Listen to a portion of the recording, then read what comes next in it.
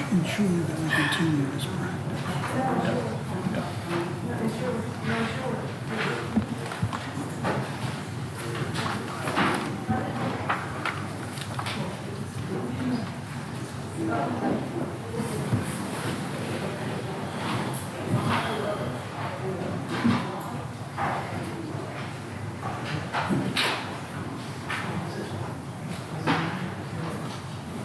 Nathan's all alone down there. He's got it. I know, that's what I said earlier. All right, good evening, ladies and gentlemen, and welcome to the Gates County Board of Commissioners' regular scheduled meeting. My name is Emily Truman. I serve as the 2025 Board Chair. I'm joined by Commissioner Nathan Berryman, Commissioner Brian Roundtree, Commissioner Dave Forsythe, County Manager Scott Sauer, and Clerk to the Board Renee Draper. Vice Chair Jonathan Craddock and County Attorney Pitt Godwin are unable to join us this evening. I'm going to turn to Commissioner Roundtree and see if he will provide the invocation and lead the pledge for us.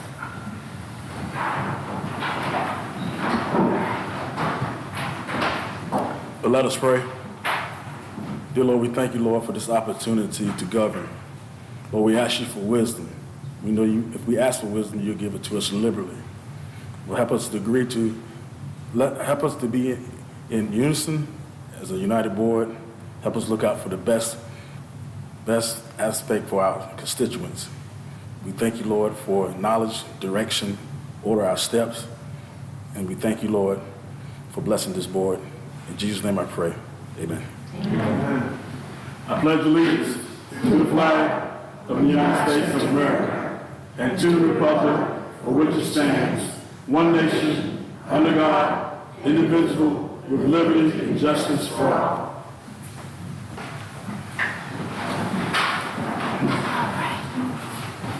Thank you, Commissioner Roundtree. We are going to move into the approval of the agenda. We do have one revision that is needed, item E under special presentation. If we could remove, I believe, just want to make sure I read it as it's written here. Remove Willie Smith with DSS from that and replace that item with Steve Rogers and the A250 committee chair update.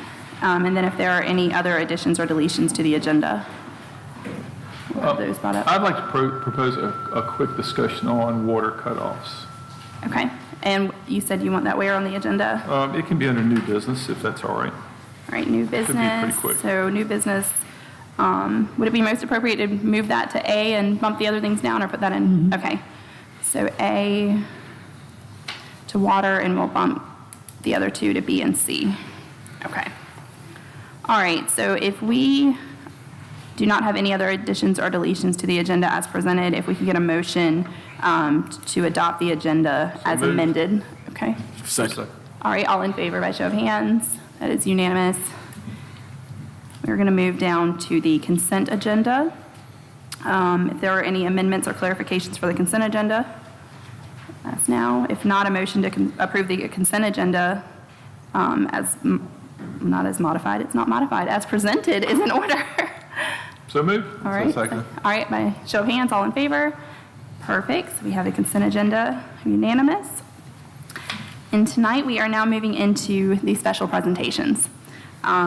We have a very special guest this evening of whom we have been delighted to spend a great amount of time with today. At this time, we're going to invite the Honorable Elaine Marshall, Secretary of State, to the podium to present her Rural Rise NC initiative.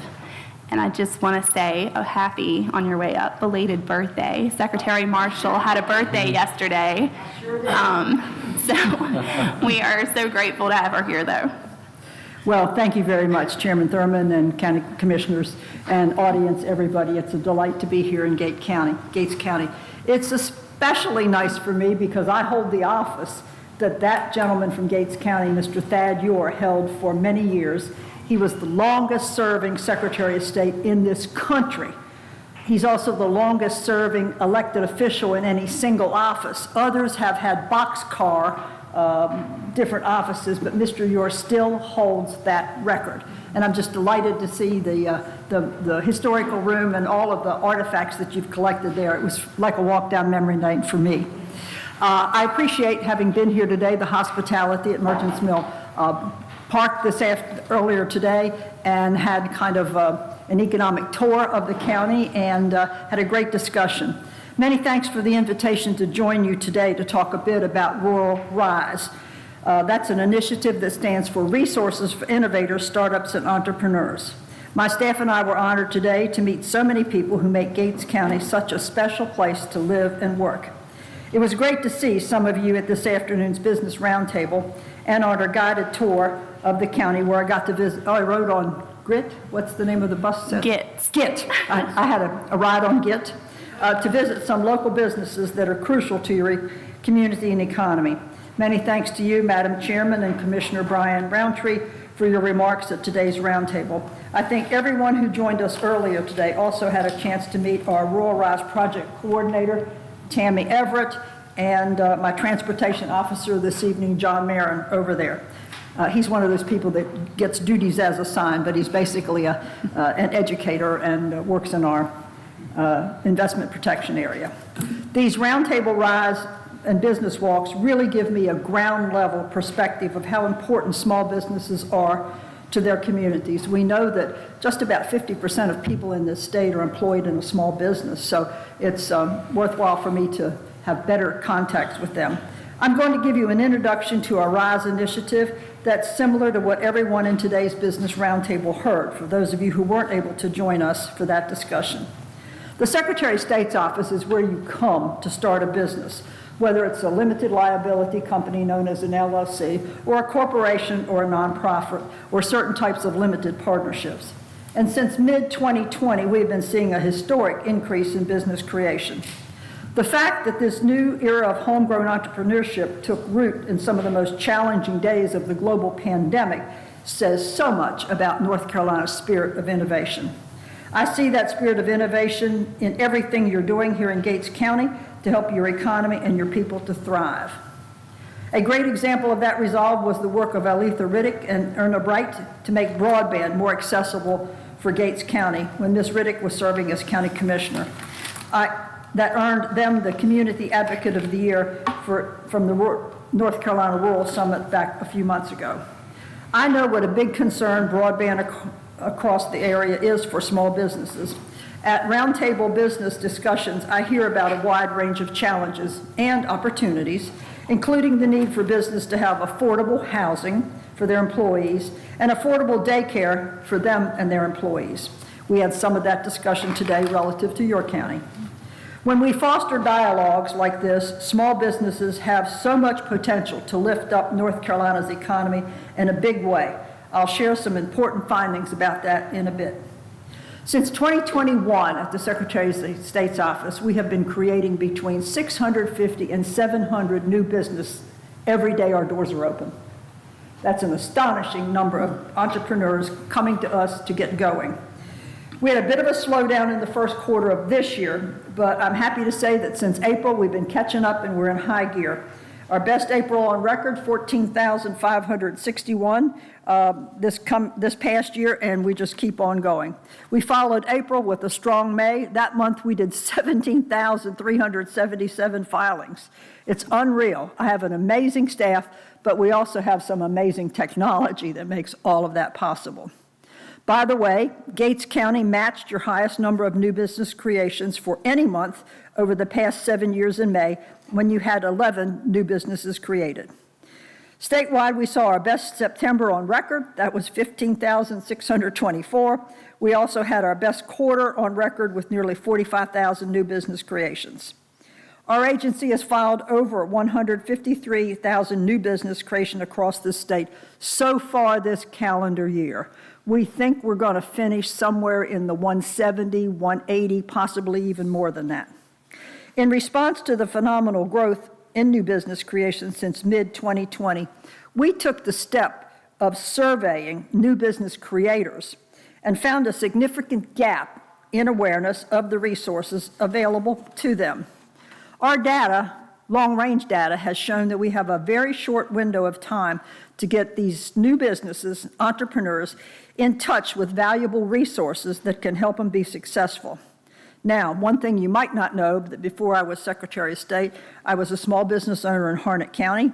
I had a fabric shop, I had a bookstore, a college bookstore, and a book gift store at various times. So I appreciate the challenges of small rural businesses and the things they face every day.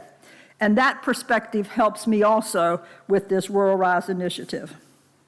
Our entrepreneurial spirit is why North Carolina's economy has been ranked the best in the country for 3 out of the last 4 years. But we've got more work to do. Not everyone is sharing in that good economic news. Prosperity is great in this state, but that prosperity is not widespread. Rural Rise, which grew out of surveys in the early part of the COVID, is now comprehensively in 93 counties, including all 78 of the counties North Carolina considers rural. The resources we connect businesses with are county-specific. Up here you see the bulletin opening page for Gates County. It can be accessed 2 ways, through an email bulletin that we send out to new business creators through the RISE project, or just simply going to our website, sosnc.gov/RISE, R-I-S-E. And you can then pull a drop-down box, hit Gates County, and find the references of assistance that's there for you. I'll discuss more about RISE in a few minutes, but I think it's important to have more context about the skyrocketing business growth. The graph that you see on the wall now, I started in this position back in 1997. We did 31,500 and change. And it was a gradual incline until we hit 209, 210 in there, and we saw that dip with the recession that we had, and then continuing to do a kind of a gradual rise until all of a sudden 2020 and 2021, you can see how it popped up. My staff was shocked. I was shell-shocked to see that kind of increase in one single year. Had we not developed some new technology aids during the pandemic, that just wouldn't have happened. I mean, it would have happened, but it would have been very, very slow for us to turn around business creations. So business creations have doubled since 2017. In 2024, there were 162,000 new business creations. What's interesting is that creating a business is not one and done. They're renewed every year. So every time we create, say, 150,000, that's possibly 150,000 renewals that are due around April 15th. So last year, around April 15th, all of a sudden, I encourage you to file early, please. You can do it online. File early. Buckets and buckets of mail come in, and all of a sudden, my people are being drowned because, we did somewhere between 900,000 and 1 million renewals that all come in at one time, which is just very difficult to deal with. Just a reminder to you, this shows the amount of appropriations. The red line is my appropriation. The green line is our revenue. All of our revenue goes to the general fund. This office does not keep any of the business creation and renewals. It all goes to the General Assembly to be appropriated out in whatever way they feel is important to them. Now, I hope you're asking, where did this great increase in business creation happen? Well, if you're familiar with the map of North Carolina, because I know you can't read it very well, the darker the color, the higher the percentage of new business creations. It was good news. This increase in businesses was all over the whole state. The darker, that's green, the darker the green, the greater the growth. Gates County saw triple-digit growth, just over 106% during that time period. What's terrific is that some of the most rapid growth in this state came in the more economically distressed Tier 1 counties. I know you all are Tier 2.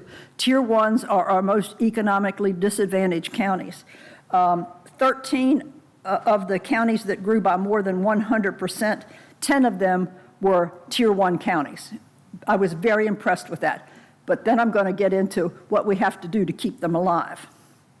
In all, the Secretary of State's office, since I've opened the doors, has created 2.3 million new businesses across North Carolina.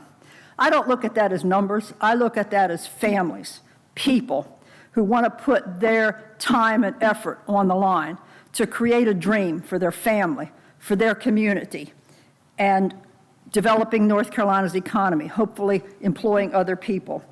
But those dreams don't build that business. They build that community. And I'm a country girl. I am very interested in rural economic development because I know what it's like to feel like a second-class citizen, that you live at a place where nobody cares, nobody knows. But I'm here to tell you that North Carolina does care, and this assistance is available for every, not just brand new, but every small business and big businesses in this county.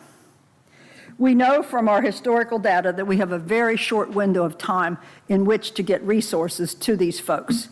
The sad reality is that they need immediate access because in 3 years, we lose 25% of these new business creations. And in 7 years, we lose 50%. We call ourselves a primary communication channel because we're the very first to know that somebody finally took that official leap.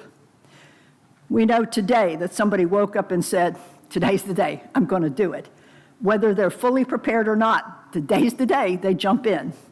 Here you can see we send out bulletins as soon as they file. County-specific bulletins. This is a Gate County Entrepreneurship Small Business Bulletin. We try to tell people where the closest resource is to them for the kinds of things that entrepreneurs that responded, 4,000 of them in our survey, said that they wished they would have had, or what was their biggest obstacle in getting going. And so those resources are teased out for Gate County. There's a separate one for Perquimans. There's a separate one for Chowan. Now, a lot of the providers are regional, so the same one will appear. But we give folks the name of the person responsible for that function, their desk telephone number, and their desk email contact, so that they can communicate with the neighbor, basically, the person closest to them. I want to make sure that we get in there early, because if we lose 25% in 3 years, that's not a lot of time. And it's even worse if it goes on longer. As I mentioned, we are now in 93 counties. This is where I've made RISE presentations. The blue means Main Street walks. The yellow dots are where we've had business roundtables, and it's usually a community college service area, because our community colleges are one of the most under-recognized, underappreciated, valuable resource for businesses. Business counselors at our small business centers there have not just book learning, but experiential learning that they're bringing to help other entrepreneurs. Confidential, no-cost services. A lot of people really don't know about the community colleges, which shocked and hurt me a lot. Community college is one of our best assets, whether you're going to go there for specific training to get a particular certificate, whether you're going to get 2 years that you can get college credit. But people from particularly non-college-going families just don't understand. And you can get your GED there if you never finished high school. It's an opportunity for people, and our 58 units is the best in the country, and every citizen of North Carolina is really within a fairly short drive of a community college. And these are low-cost courses when you're taking some of the other ones, but the business information assistance is free. We should be knocking down their doors for people to get information on what prior entrepreneurs said they wanted. Now, for decades, we always have sent out employment security, workers' comp, and Department of Revenue. I mean, we've been doing that for probably when Mr. Ure was there. We didn't have the internet then, but anyway, a long time back. What we provide in this bulletin, you can see here, is what people told us they needed. Things like lenders who focus on small business and startups, a way to connect to small business counselors, and a checklist of crucial business steps. We spent a heck of a lot of time doing this checklist, you know, the what if you this, what if you that, because North Carolina's quirky, there's no doubt about it. If you're opening a restaurant and you're serving ice cream, the first thing you got to go, is it hand-dipped or is it soft-serve? Different entities regulate different ones, and that becomes a difficult pathway for a lot of people. Small business counselors can help negotiate that. I clearly remember being at a county up here in the Northeast, somebody griping about government regulation, because that comes up pretty high, and somebody was complaining about the form they had to fill out. Somebody else at that round table said, well, Kelly at the Small Business Center helped me with mine. Another one said, yeah, Kelly helped me with mine. These are folks that can help you untangle some of the things that you think are very difficult about government or government regulation. Now, they're not sophisticated to the point that they can do environmental studies and that kind of thing. That's beyond their mandate. But they can help you with the basics of business registration to get going. And the checklist, as I say, covers a lot of things. Up here, that middle lender right there, Kiva, no charge. Small loans, $10,000, but no charge, no interest. They provide you training. You got to pay attention to the training. There's not free money without any assistance, but they offer assistance to try to make sure that you, as a business person, become successful. Other ones are the community college and the college system, and there's more and more and more up there. We don't write these narratives. These folks tell us what they do. It's not what Elaine says, I think they do. That's what they do. And you can have that connection there. We also wanted to understand if the businesses that were responding to the survey during the COVID or after the COVID started their business out of desperation because they lost a job. This talks about the survival rate, hit it second time, that's 3-year mark, and that's the 7-year mark.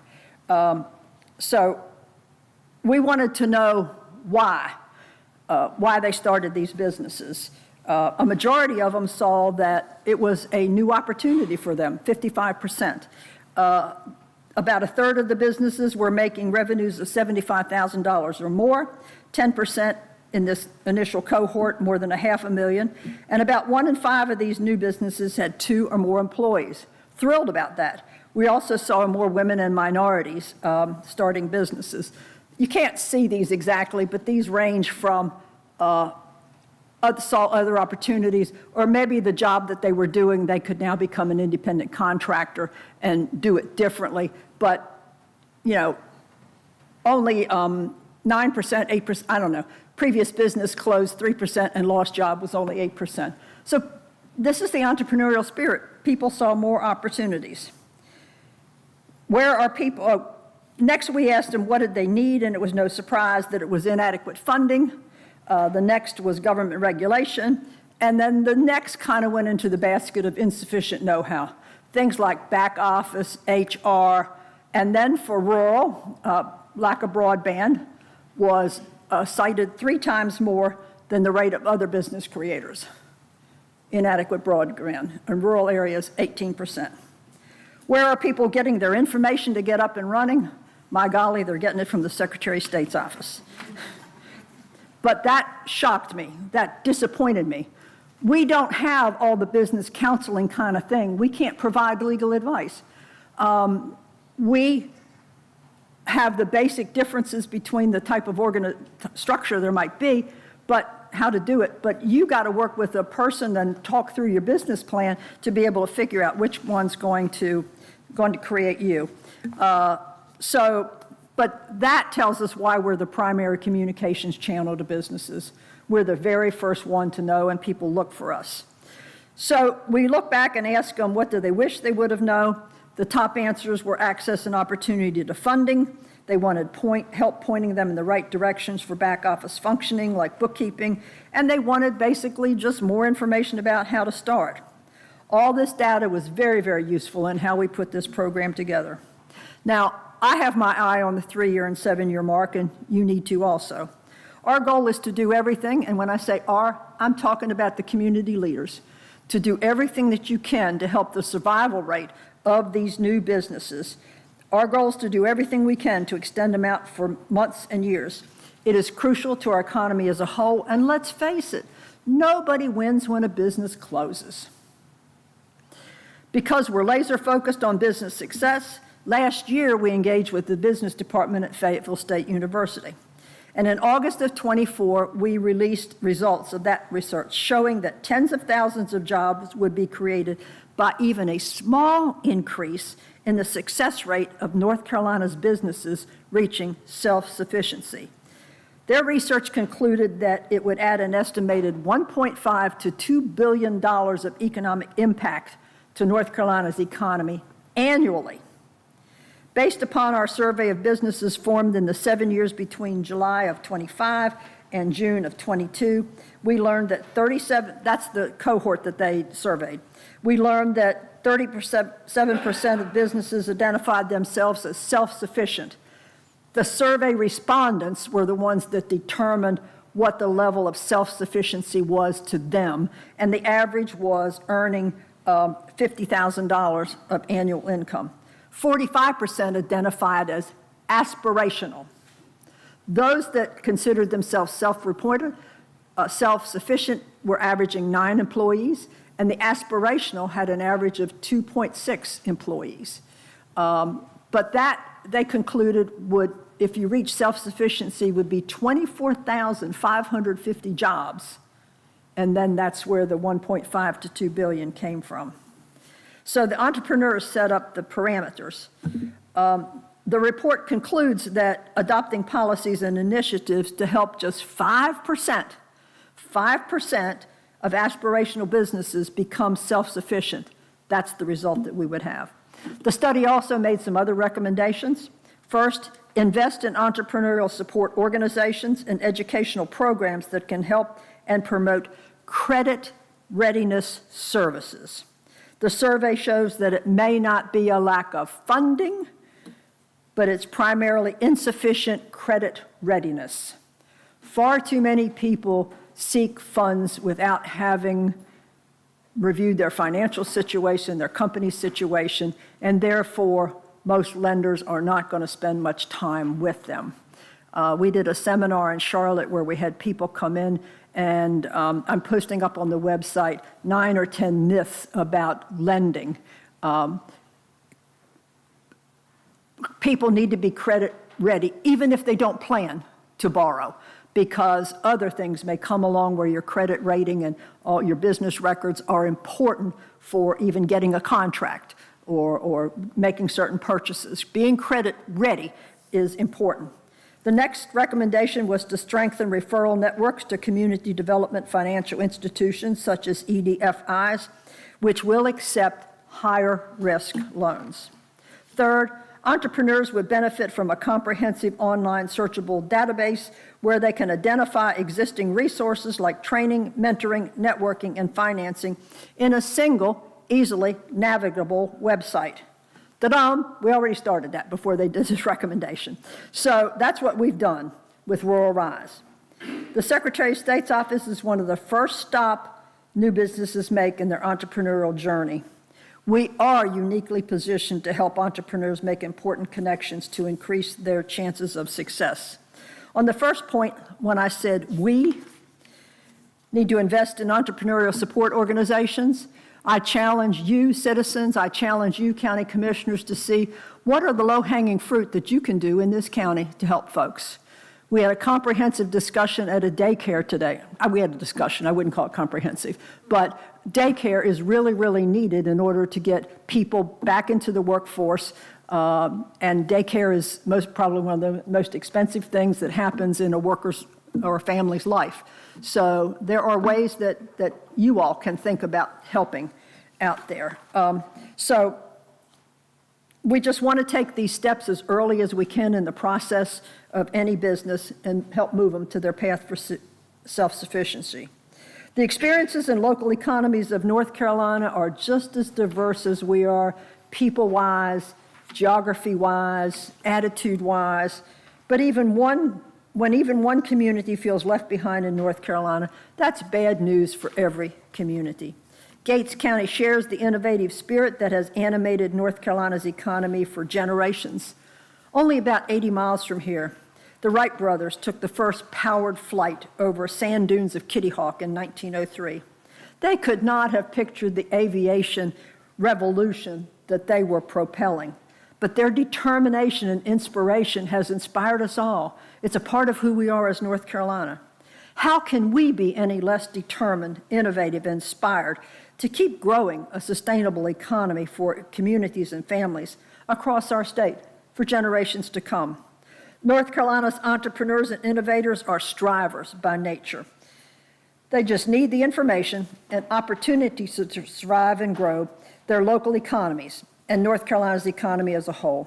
So I want to thank each of you for your interest in what we're doing at the Secretary of State's office to help small business and to grow local economies and thrive every day. There is our contact information up there. Again, sosnc.gov/rise. which isn't even up there. That's all the other places you can reach us, Facebook and all that kind of thing. You county commissioners have a envelope from us with different resources. We do a lot of other things than this. I sometimes say I'm the Secretary of Stuff because the General Assembly assigns just a wide range of things for us to do to keep up with. We are a big public registrar with a very active website and highly transparent office. So it's been an honor to be here. Thank you for including me on the agenda, sincerely. I do appreciate that, and I've had a great day in Gates County, and I'll be back reasonably soon. Thank you. Thank you. Thank you.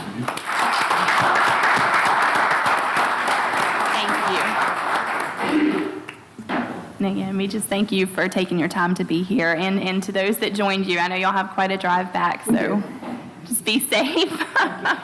And Madam Chair, I want to let the North Carolina Secretary of State know that I really appreciate when I gave you the invitation to come to Gates County. I really appreciate you accepting it over a year ago. And this is going to be great for Gates County, and not only Gates County, the whole eastern part of the state, because we realize there's been a brain drain. Our best and our brightest have been migrating towards the west. But as you empower small businesses with the resources and the knowledge and the connections, we can stimulate our rural economic development in our area. Yeah, one of the greatest tragedies of smaller counties is the brain drain. When it's very disappointing for families, they educate a fine young person and that person says, I can't come back. I don't see an opportunity for me here. Or the person I'm going to marry doesn't see an opportunity here. We all can fix that. I mean, Yes. You all are clearly, but we all together can begin to work on that. So thank you very Sounds much. good. Yes, Thank you. ma'am.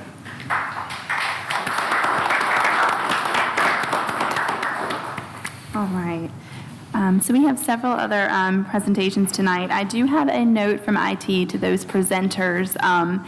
As you come up to the podium, if you could go to the IT desk for the little clicker for your presentations, and they will move along. So now we're going to call Elder Ben Keeling to the podium. We're also going to try and get Dr. Alexandra Sutton to join us via Zoom so that they can collaboratively present their presentation.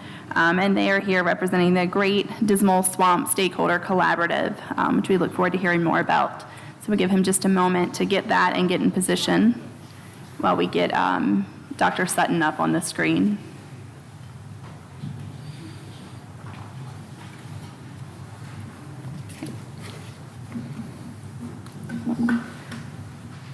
And I say that, I think we're still gonna, okay. Well, We're dialing her in a little bit, I think.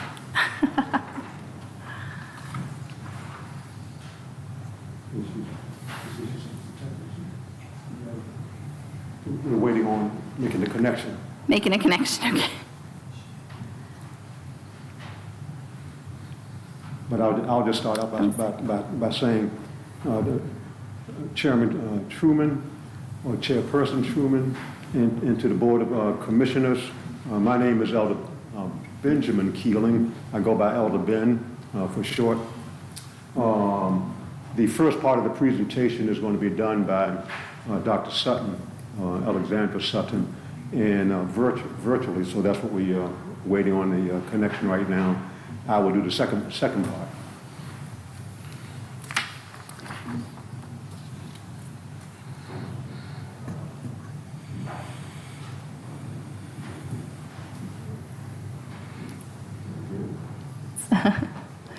Again, let's see if we can. Okay. I'm sorry.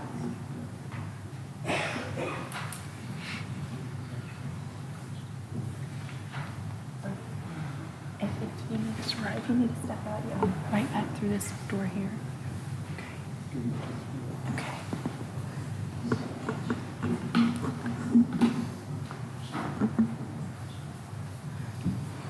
Okay, so I'm going to go ahead, though, and read just a little background here while we're waiting for the connection. This is the purpose for tonight is stakeholders are going to share their proposal and seek support for asking the U.S. Congress to designate the Great Dismal Swamp as a national heritage area. The Great Dismal Swamp Stakeholder Collaborative is a coalition of tribal, cultural, and environmental and governmental groups working together to conserve the swamp's ecological integrity, preserve its rich cultural and historical legacy, and elevate public awareness in an equitable and inclusive way. And they reached out several months ago just wanting to present the idea and then the work that they're doing to conserve this to Gates County, stating that they, in the future, may be looking at working more collaboratively with us. I don't know if we're going to be able to make that connection or not. I look to IT because this is far above my ability.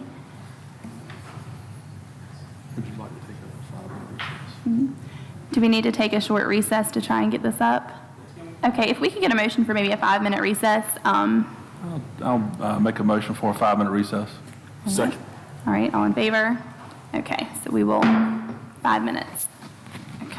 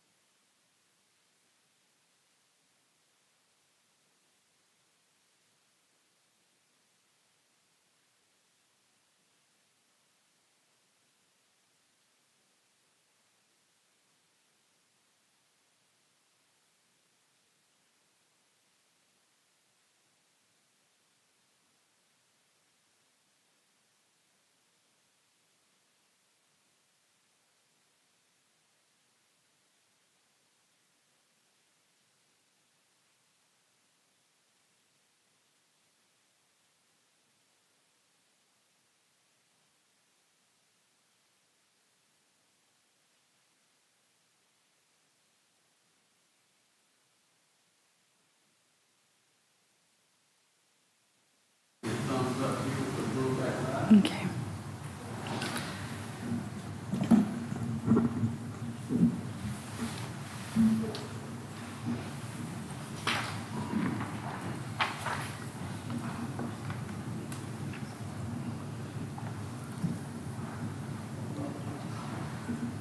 We good?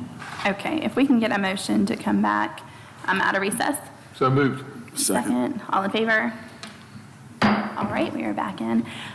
So technical difficulties, we were not able to overcome this evening. So we are going to have Dr. Keeling, or Elder Keeling, handle the presentation. Dr. Sutton unfortunately could not dial in tonight. All right. Okay. We're moving forward. All right, we got it. We appreciate the opportunity to come and give a presentation on our organization and what we're doing. Everything is focused around the Great Dismal Swamp. And so the name of our organization is the Great Dismal Swamp Stakeholder Collaborative. This organization was put together by 3 people, Dr. Alexa Sutton, Chief Emeritus Sam Bass, and Mr. Eric Shepard. From this leadership, we have put together a mission to bring people together who are of the same mind and determination to do what we can do for now and for the future in regards to preserving the Great Dismal Swamp. It is one of the biggest resources environmentally on the East Coast. It encompasses a lot of things, recreation, but there's the ecology, there is history that's there, especially in regards to the native Indian nations that have been a part of it.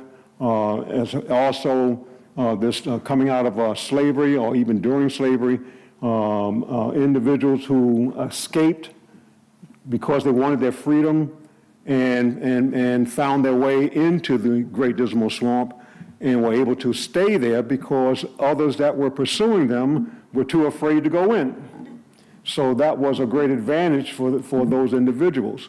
And so there is a whole lot of that can be looked at and is worthwhile to preserve. And out of that also comes the economic part of it in terms of opportunities for recreation and for doing different things, for research, for studying nature. All of these things are part of the Great Dismal Swamp. So the idea is to have an organization whereby individuals of the same mind and determination can come together on a regular basis to share information, to look at what we can do to further make certain that the Great Dismal Swamp is preserved. Gates County is very fortunate in your location that you're right on the border of part of the Great Dismal Swamp, and so we wanted the opportunity to come and talk to the Board of Commissioners as well as to the public. So what we, let's see, just if, oops,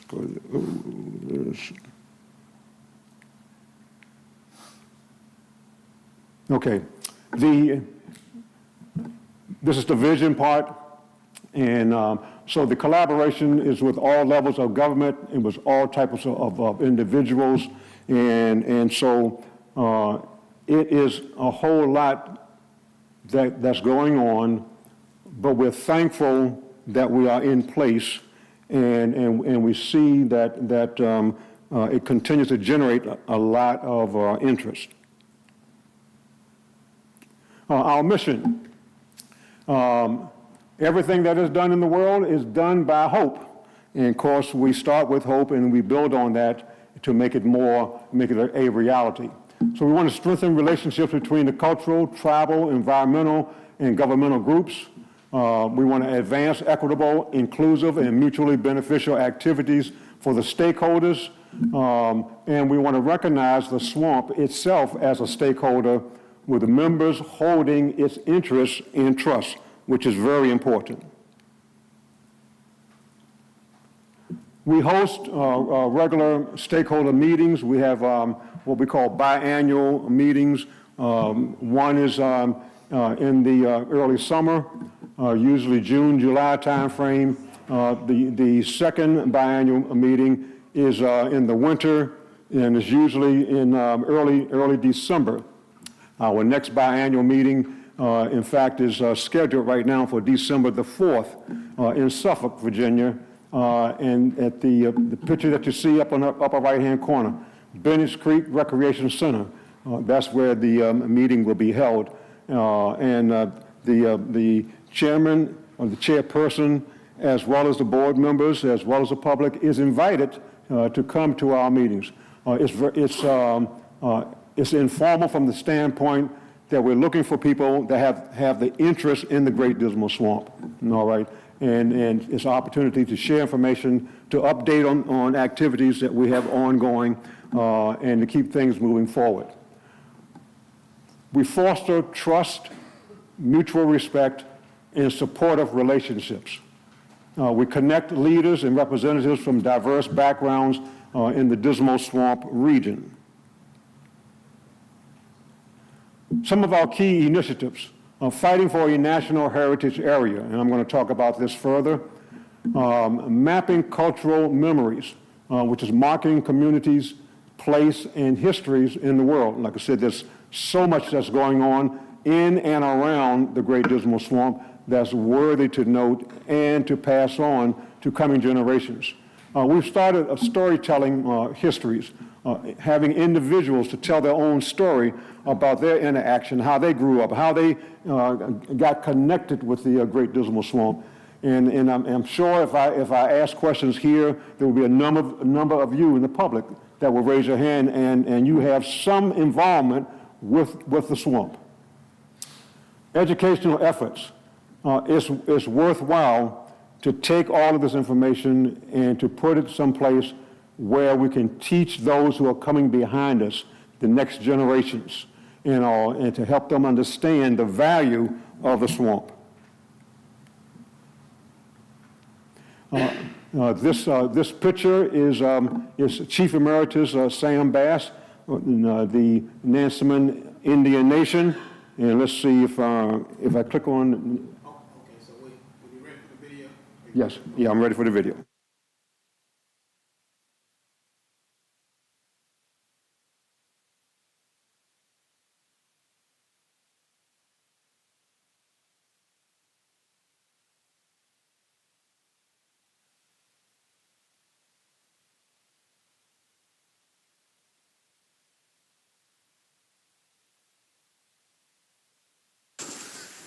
My name is Sam Bass. I'm a Chief Emeritus of the Nansemond Indian Nation, which is one of the 8 tribes that was recognized in the state of Virginia federally. I'm going to be telling a story of my father and I was about 12 years old, and so my father carried me hunting, deer hunting. We went to the Dismal Swamp, where my relatives had done quite a bit of hunting in the Dismal Swamp. We were standing on a ditch that had been dug by slaves in the past. All these ditches are drainage ditches in the Dismal Swamp. But we were standing on a ditch called the Jericho Ditch. We were about 50 yards from each other. And we both had firearms, hoping to see a deer. And after a couple hours, a 6-point buck came out of the woods, went down in the ditch, and about 10 minutes went by, and it never came up the other side, which we were waiting for it to come up out of the ditch so we could get a shot at the deer. My father got my attention and motioned for me to meet him, start walking towards him. We met together and walked up to the edge of that big ditch. And we didn't, right at first, we didn't see anything. And it's like the deer vanished. But then after looking closer, the deer's antlers were sticking up out of the water, and following his antlers out of the water, you could see his nose sticking up out of the water, and his eyes were submerged. But his nose, and he was breathing through his nose, and his antlers were sticking up. So, recognizing what the law is about, it's really not sportsmanlike to shoot an animal submerged or in the water like that. They're at a disadvantage. So my father went and got a stick about 12 feet long and hit the antlers to try to get the deer to come up out of the water. After a little bit of that, the deer wouldn't come up. So finally he just whacked it pretty good, and the deer come up out of there like right towards he and I. We were not prepared for that, and we did not get a shot at that deer, and he went on in the woods on the opposite side of that ditch. So we continue our hunt, and about 2 hours later, a female deer, a doe, came out of the woods, and my father was able to take that doe. We went ahead and field dressed that deer and packed the meat in a backpack and carried the meat out to be taken home and used for family meals until it was gone.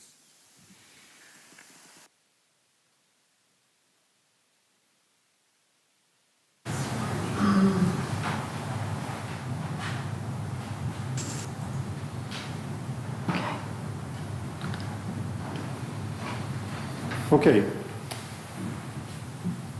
We're going to talk about one item that is very high on our list of activities, and that is there is an effort that's been put together by the public and with Congress to designate the Great Dismal Swamp with the National Heritage Area designation. Now, there are 62 of these designations or these areas that have been designated throughout the United States. We want to be number 63, all right? And it requires Congress to pass the legislation for that. And what we've been blessed that in December of 2022, Congress did pass a bipartisan bill that was signed into law by, at that time, President Joseph Biden. And what it did was it directed the Secretary of the Interior to conduct a study in consultation with state and local organizations and governmental agencies, tribal governments, nonprofit organizations, in other words, the public, to see if, in fact, the Great Dismal Swamp can qualify based on its suitability and feasibility for the designation. The National Park Service, as a result of that legislation, then stepped into action, and they have been conducting this feasibility study. This year, 2025, was a very, very active year for the National Park Service. Our group, the collaborative, has been in constant communication with the National Park Service right on through from the start until right now they're into analyzing data and all the information that's come together. We were very pleased to find out in June of this year that the team that was doing the feasibility study informed us that the public comments that they have received all over were very positive, in fact, overwhelming, they said, in terms of favoring the swamp having this designation. So we're very thankful for that. The next step in the process is this.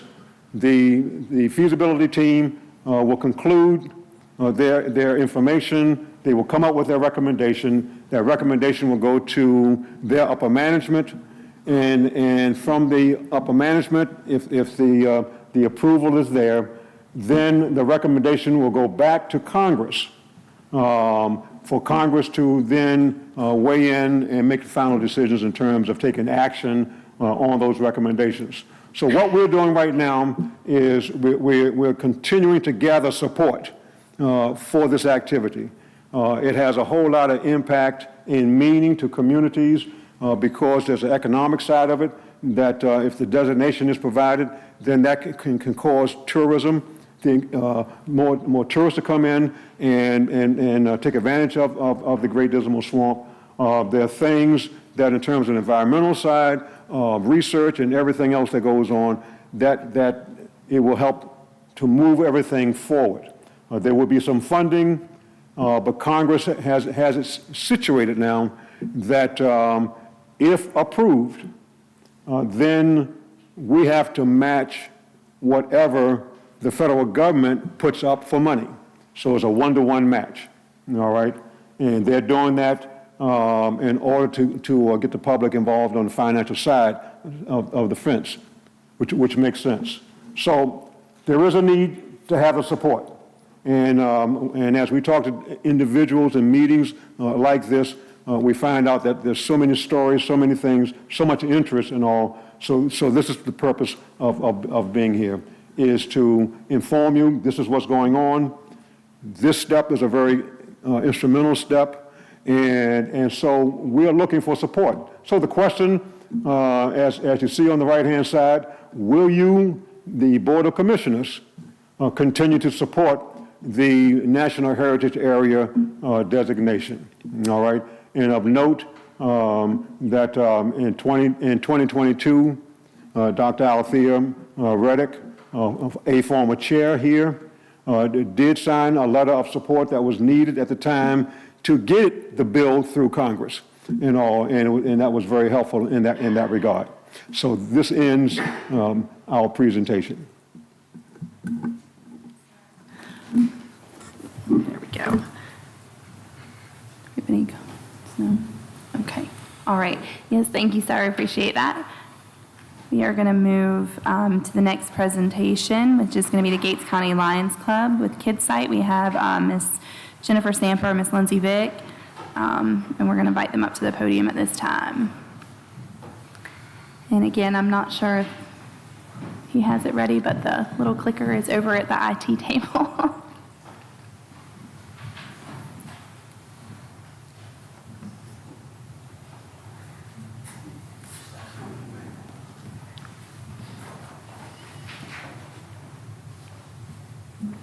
I want to say up front before they start, I'm a member of the Lions Club. I'm totally biased. I'm on board here. I'm stating my bias up front, totally support what these fine people are about to talk about and the other members of our club in the back. And I just want to say up front, I think it's great y'all are coming up here. I hope you don't have any nervousness. I want y'all to do great. What you're here for, in my opinion, is superb. So thank you for being here. Thank you. Good evening. I'm Lion Jennifer, and this is my partner, Lion Lindsay. We're here tonight on behalf of the Gates County Lions Club. We are respectfully requesting the board's consideration and support for the purchase of a Plus Optics S2 vision screener for our county. The device will significantly enhance our ability to fulfill the Lions Club's International Kids Site mission, providing free, reliable, and early vision screenings for children of Gates County. Our club has already invested heavily in the training of members on the device and obtaining certification for individuals within the club to pursue the endeavor. Obtaining this technology will enable us to expand our outreach across the county. We've prepared a small slideshow for you guys. We'll try to keep it short and sweet. We've also prepared a packet for each of you for your review.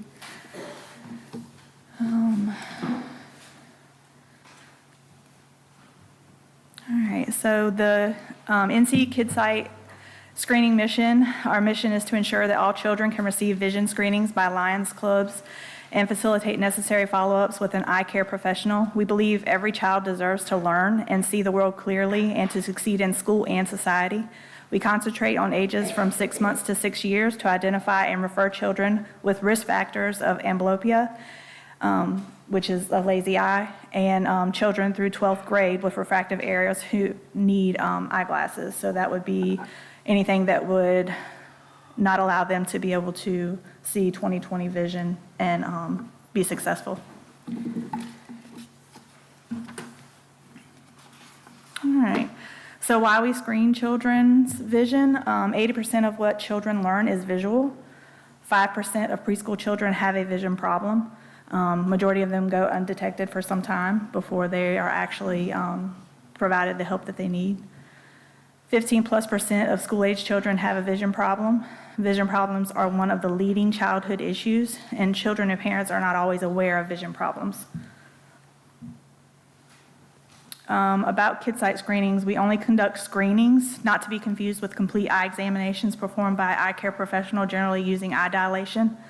Our machines will only detect those things that are significant for their vision, but we always recommend that they, go to a eye care professional to have dilation and further examination.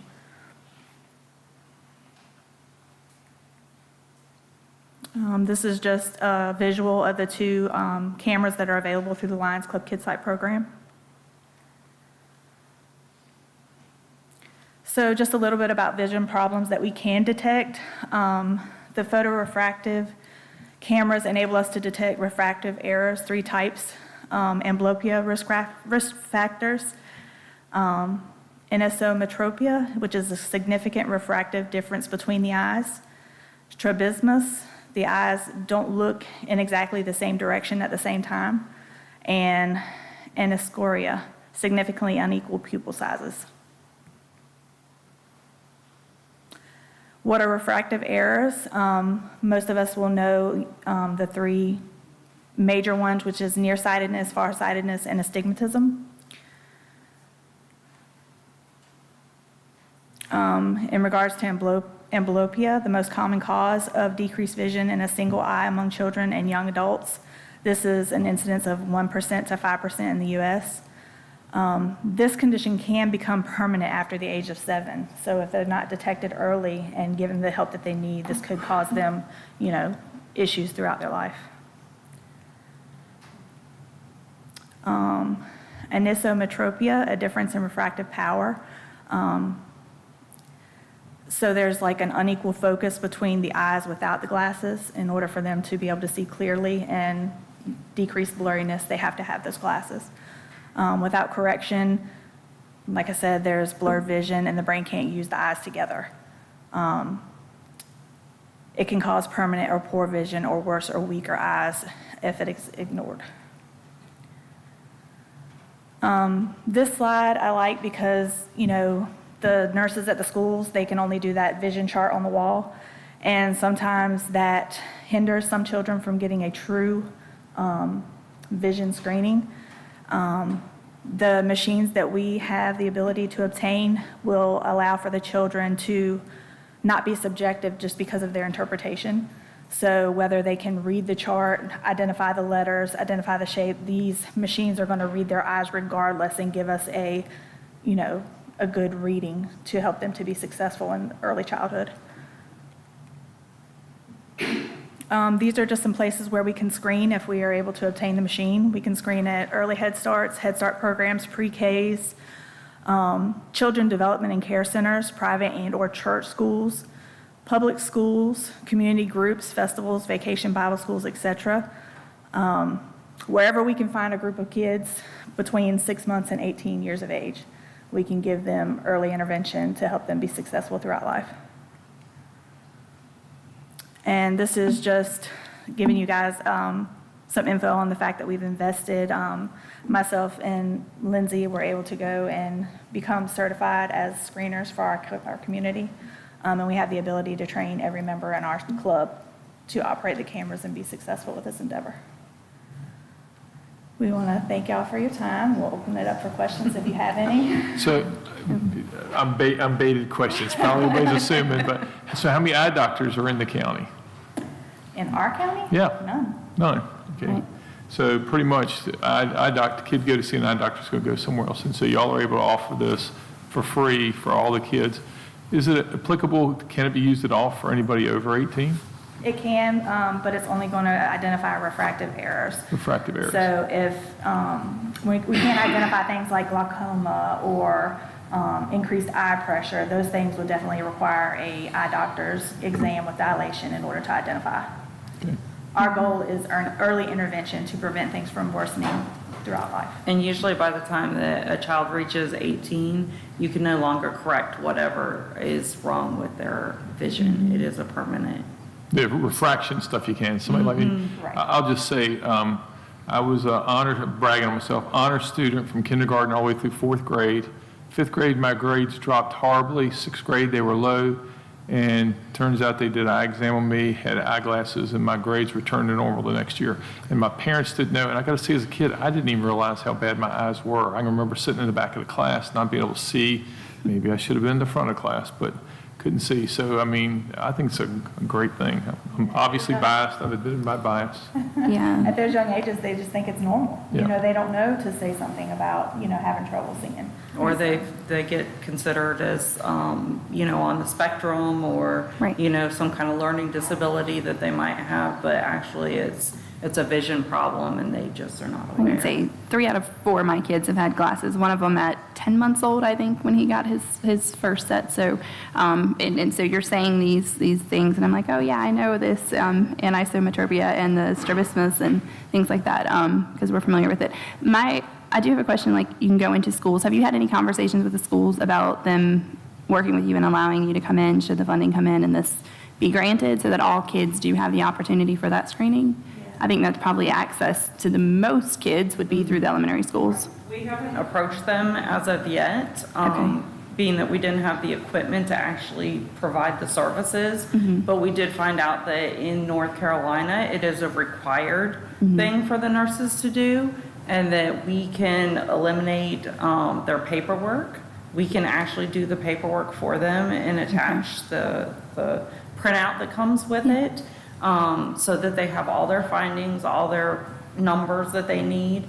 Also, if we get this equipment and we can, they said if you have 3 cameras, you can knock out 2 schools in one day. That's a lot of kids. Okay.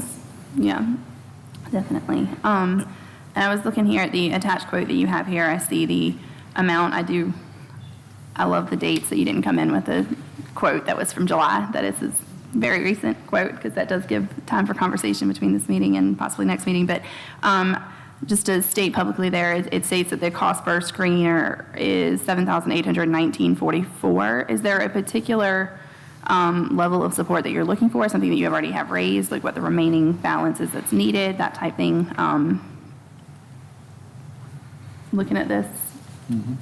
Yeah. We would welcome any amount of support.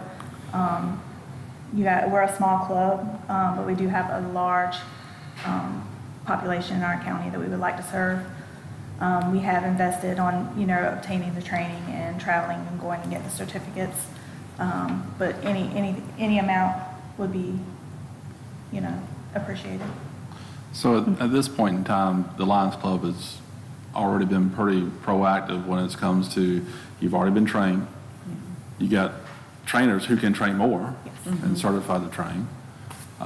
You've identified a resource that you can possibly help for no additional cost to anybody that you have, screened and all that kind of good stuff. And I did have conversation with the preschool coordinator at Gatesville.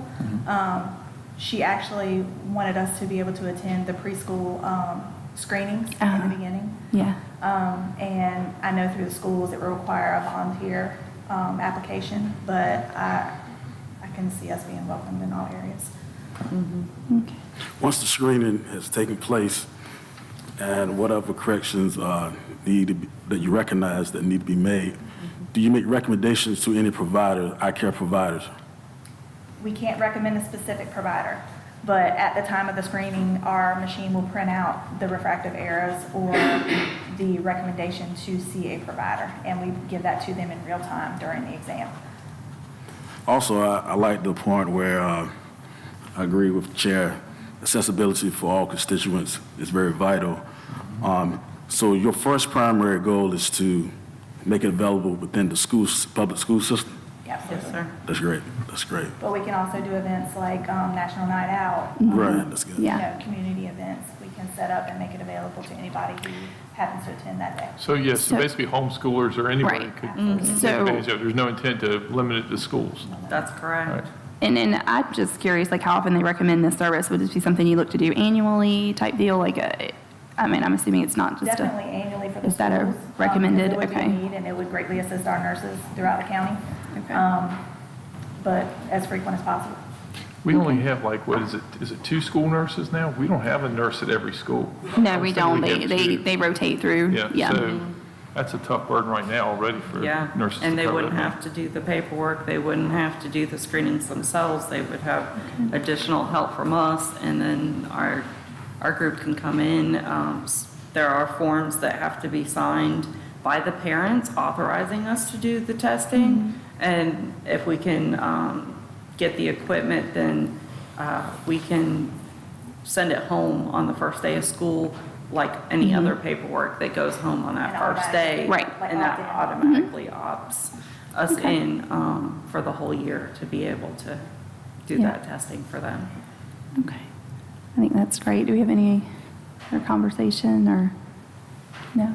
No, I think this is a good thing for our community. The Lions Club is trying to serve the community. They've already gone through a lot of the efforts to do everything up front and prepare for it. They just needed a device. And compared to some of the other things that we talk about to try to improve our community and the needs that are out there, this is relatively inexpensive compared to some of those other costs that we have to deal with.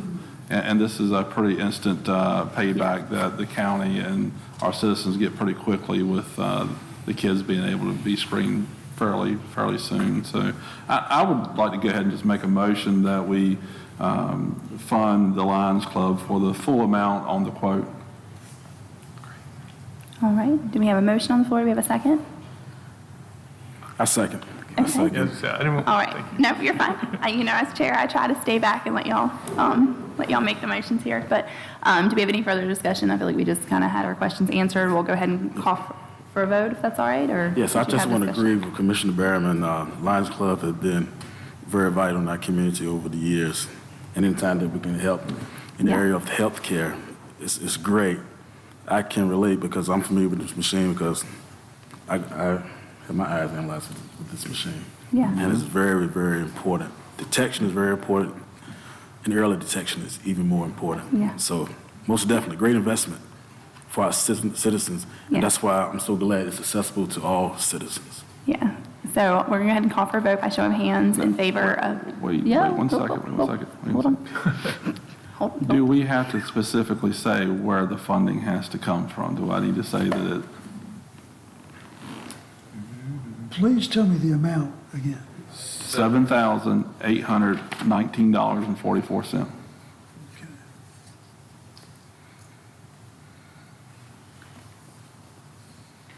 Typically, yes. And with this decision to fund, similar to an item you're going to take up later tonight, we would come back next meeting with a budget amendment for the board to consider at that time. Okay, all right. Okay. But this gives us the initiative to, Approved. So then the Prepare that. December 1st meeting is when we would. So I would recommend the budget. amend my motion to say that I make a motion to move $7,819.44 from the fund balance of the county for use of the Lions Club to purchase this machine as quoted. okay. That- So will we still need to come back next time? Yes, because we need to have the budget Actual amendment. amendment in front of the Okay. board so that it gets in the minutes. But we meet again in just a couple weeks, December 1st. December 1st. Right. We'll be able to roll forward with that, no We're problem. learning as we go Financial sometimes, y'all. lead. You want? 7820, is that what it is? 7,000. No. Yeah, 7820. Of all people, you want to do exact. Okay. Well, last time I got in trouble for doing that. Now you tell me I got that. All right. So we have the amendment made. We need a second to the amended motion. So, Or 7820. Yes. okay. 7820, amended motion out of general or fund balance. Okay, so do we have a second for that amended motion? As I second. And clerk, you have all that, right? Okay. All right, so now we're going to call for a vote. All in favor of the motion as amended. That is unanimous. Thank you. And I'm also going to put a plug out, December 13th, 3 o'clock out here. We have the Christmas parade that the Lions Club sponsors every year and hosts, and they do a wonderful job. So, A lot of effort Yeah. goes into by these people. I helped them last year for the first time, and I'll tell you, they do a lot of work. A lot of effort goes into it, more than people realize. And And I thank my fellow club members for welcoming me in and for all y'all do. Seriously. so thank you. Thank you And guys very applications much. for the parade can be picked up at the Gates County Library. We have several locations.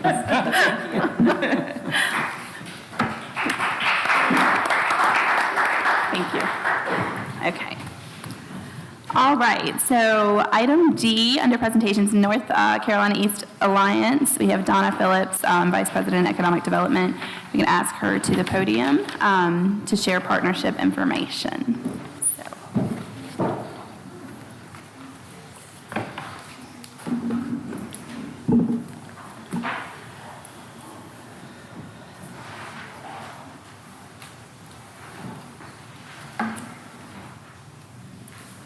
Love handouts. Thank you.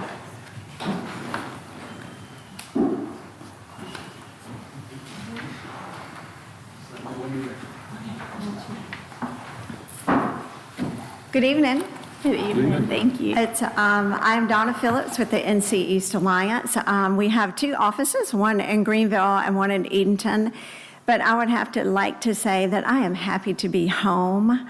I am not a native of Gates County, but I'm a native of Hertford County, and I have my story about the swamp, and I'm sad that he left because I was going to tell it. Now, I'm a native of Eastern North Carolina. I'm going to give you a little bit of background myself before I get into the program. Wanted to just thank you all. I want to thank Lisa for having me here. Lisa is my main contact here in Gates County for everything that we do at NC East Alliance. And I want to really thank you all for having me. Being a native of Eastern North Carolina, I told her when I get done here, I got hamburgers and gravy and a biscuit waiting for me in Murfreesboro. So I'm going to scoot out when we get done. But no, I have a love and a fondness of Eastern North Carolina. A little bit of my background, I'm born and raised in Murfreesboro. I went to Chowan University, Chowan College at the time. Then I went to East Carolina. How about those Pirates on Saturday? Just saying. There you go. How about those Pirates on Saturday? Went to East Carolina, got my master's at East Carolina as well. Then I started in the wonderful field of economic development. There's no degree for it. I just fell in it right out of MBA program. I was working in Goldsboro, Wayne County. I worked for the Goldsboro, Wayne County Economic Development Office. I worked for the Duplin County Economic Development Office. I worked for the North Carolina Department of Commerce. I did that for a while. I covered kind of the middle part of Eastern North Carolina, basically like Tarboro, kind of the middle section of Eastern North Carolina. My entire career, I've been in the eastern part of the state, and I have always worked in rural economic development, so it's a big passion of mine. I was just thinking, like, when I saw Elaine on the program, like, how do you follow Elaine Marshall? How do you follow her, right? But we have a lot of things she was saying. There's a lot of things I'm passionate about myself. After I finished with the Department of Commerce, they merged to the Economic Development Partnership in North Carolina under Governor McCrory's office. She had one of the resources as the Economic Development Partnership on her screen. I worked for that entity for about a year, and then I went to the dark side and went to private industry for Duke Energy. So I did that for about 8 years. I worked for Duke Energy, and I covered 22 counties in the eastern part of the state for Duke Energy. But prior to that, I had been in local government, my whole career, state government, my whole career. So it's very different. It's very different working for the largest private utility in the country. I learned a lot, but in my heart of hearts, it wasn't it didn't fulfill, I'm at a point in my career where it just didn't fulfill everything I needed to fulfill. Like, I really loved Eastern North Carolina. I was covering Eastern North Carolina, but you're the big bad bully in the room when you're Duke Energy. So I was kind of disheartened a little bit, but then I got laid off, which was awesome. So like, this is great. So I got laid off January of last year. I took a 4-month kind of sabbatical. My son was graduating high school, and I wanted to be there for him. And I don't know if many of you know in this room, Van Ryderson, he was with the Northeast Partnership at the time. He hunted me down for 4 months to come and work for him and join the NC East Alliance. So after about 4 months, I said, you know, I want to do something that's meaningful, that means something to me, and this part of the state truly means something to me. So when I come and visit Lisa, I love it. I will tell you, I brought my water up because the cotton and the peanuts are getting my throat this time of year. My brother works for Hampton Farms, so we have plenty of peanuts, and we know all about peanuts. But I want to give you a little bit of my background because I want you to understand, as you hear me talk, you'll understand my passion. Like, I'm just not some little out-of-town girl. Lisa knows that. But this is really the love. I don't have to worry about where I'm going to park when I got here, right? I don't have to about how far I'm going to walk when I got here. I'm like, I love it. It's just so awesome. So I started July of last year, so I've almost been with the NC East Alliance for about a year and a half. December will be a year and a half that I've covered. We have 29 counties. I'm going to start my presentation now, so you'll see. Oh, I'm too fast. So here we are. Well, you got to see this because I don't want to leave this out. So we have a marketing team, and she put this picture on there, and I said, and then he happened to be here from the swamp. I'm like, that is so beautiful to me. But I do have a story about the swamp. I won't tell you all that. But growing up, I have good friends and stuff from here in Gates County that I grew up with. So I have lots of stories about Gates County. But our marketing team put this up, and I thought it was a really great shot. So NC East Alliance, we are in 29 counties. So, you know, I thought 22 was a lot with Duke Energy, so now I just have 29. So I'm like, I got it, right? I got that. So everything in the blue on this map are the counties that we cover. It includes 227 cities and towns in that whole region.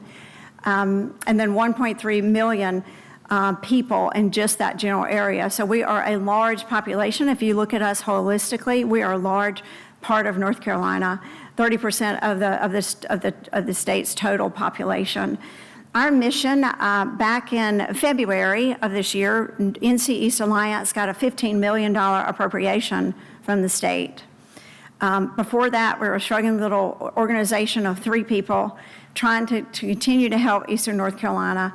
But we had some people in rural North Carolina across the state that really rallied for us and supported us. So we got a $15 million appropriation. I always tell our CEO that we're the cat that caught the canary. That's what happened. It's been a blessing, an absolute blessing, and a game changer for us. And you'll see where you all fit in that. And I will say Lisa has been a great partner and has been on board since the very beginning. So I do want to thank her for that publicly. She's been a great partner. So we have 3, and I won't go over everything we do at NC East Alliance. I'm going to go over the things I think that are relevant for you all. So there's 3 different buckets: community development, economic development, which is my bucket. I'm the vice president of economic development. And then we have workforce development to address the brain drain that we've been talking about. But we got $15 million to address the brain drain, so I'm really excited about it. There's lots of needs in all of Eastern North Carolina. In these counties, there are lots of different needs. We've already talked about some tonight, right? We've talked about housing. We've talked about childcare. You know, we sit in a room and brainstorm that we would love to help every community solve all these problems, but we're going to leave not more than $15 million to do that, right? So we do have an entity that we contract with that is going and helping us to get additional grants and additional funding. We're talking about nationwide grants for rural North Carolina. We want to set a new model, particularly in my little bucket, which I'm going to talk the most on. I want to, rural economic development, like I said, I've been in the rural part of the state my entire career. And I don't want to say this, but I don't think Raleigh doesn't have it right, okay? And I love the Rural Center, and I love Patrick Woody and all them, but they're in Raleigh. Okay, so you're not here on a day-to-day, and their roots aren't here. They do some wonderful things and have some good programs. Patrick Woody and I talk all the time about what does rural economic development mean. And I've been going around to every community, every county, and their economic development person and asking them that question, like, what does it mean for you? So holistically, this is kind of our bucket. We do have some marketing initiatives and stuff I'll touch on a little bit briefly, but this is kind of our three main buckets that we cover. The education and workforce, this is the brain drain part, and I loved it when Elaine talked about education and the community colleges, because we have come together. I don't know if many of you in this room have ever heard of STEM East. STEM East has been around for about 14 years. It's what kept NC East Alliance afloat before we had the $15 million, basically. It is a network that nobody else in the entire country has. It's really a unique model, where all the little black dots on there are 15 community colleges that invest in our organization to be a part of us. And we have 31 K-12 school systems. Gates County is part of that. And we do lots of different things. If we want an additional presentation from STEM East, I would love for them to come and talk to you. They're an awesome group. They are 5 retired, recovering superintendents, they call themselves, from all over the state.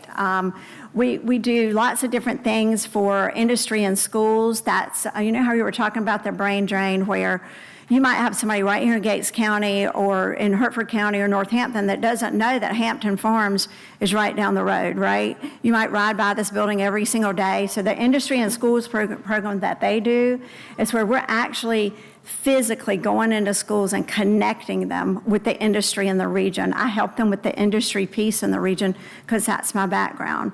So the industry and schools thing, we had a big event in April, was our inaugural event for industry and schools, where we're connecting students. We had students from Wilson County that visited boat manufacturing in Carteret County. They wouldn't know about that they build boats in Carteret County if this program did not exist. So it's really fabulous. If y'all want to hear more, let me know. The STEM Schools of Distinction, I am so excited to talk about this. I can't do it as good as they do. In North Carolina, the goal totally was to get 10 schools of distinctions, new ones for 2025. We got 6 of them in our region this year. 6 that passed the test and they were going forward. We have one of the superintendents that he trains the whole School of Distinction. We help them. We go in there and we help them write the paperwork. We fill out the things. We help them. We train them on how to present and how to get it, because this particular superintendent was in Greene County, retired in Greene County, was the first one in the state to ever get that designation. So he kind of knows what he's talking about. He's training other superintendents to do the same thing. They do a lot of strategic planning. They do summer workshops. They teach the teacher and guidance counselors. But anyway, it's a wonderful program, which is just one little part of us. And I'm not doing it justice, by the way, for what they do, all the hard work. Then we have the Community Development 10-10-15 program. You can see everybody in the green are our members. Gates County is a member, and I want to thank you for that, for being a member. When I told Lisa about this program, she's like, well, this is a no-brainer. We give, you get like 10% of your population. How much was yours? Like $920? It was something, and you get a $15,000 grant out of the gate. So part of that comes from that $15 million appropriation. We want you to use that for our economic development purpose. So that's kind of a no-brainer. Bianca Schoeneman is part of that. She does things like hotel studies, retail studies. We've been working with Blue Cross Blue Shield.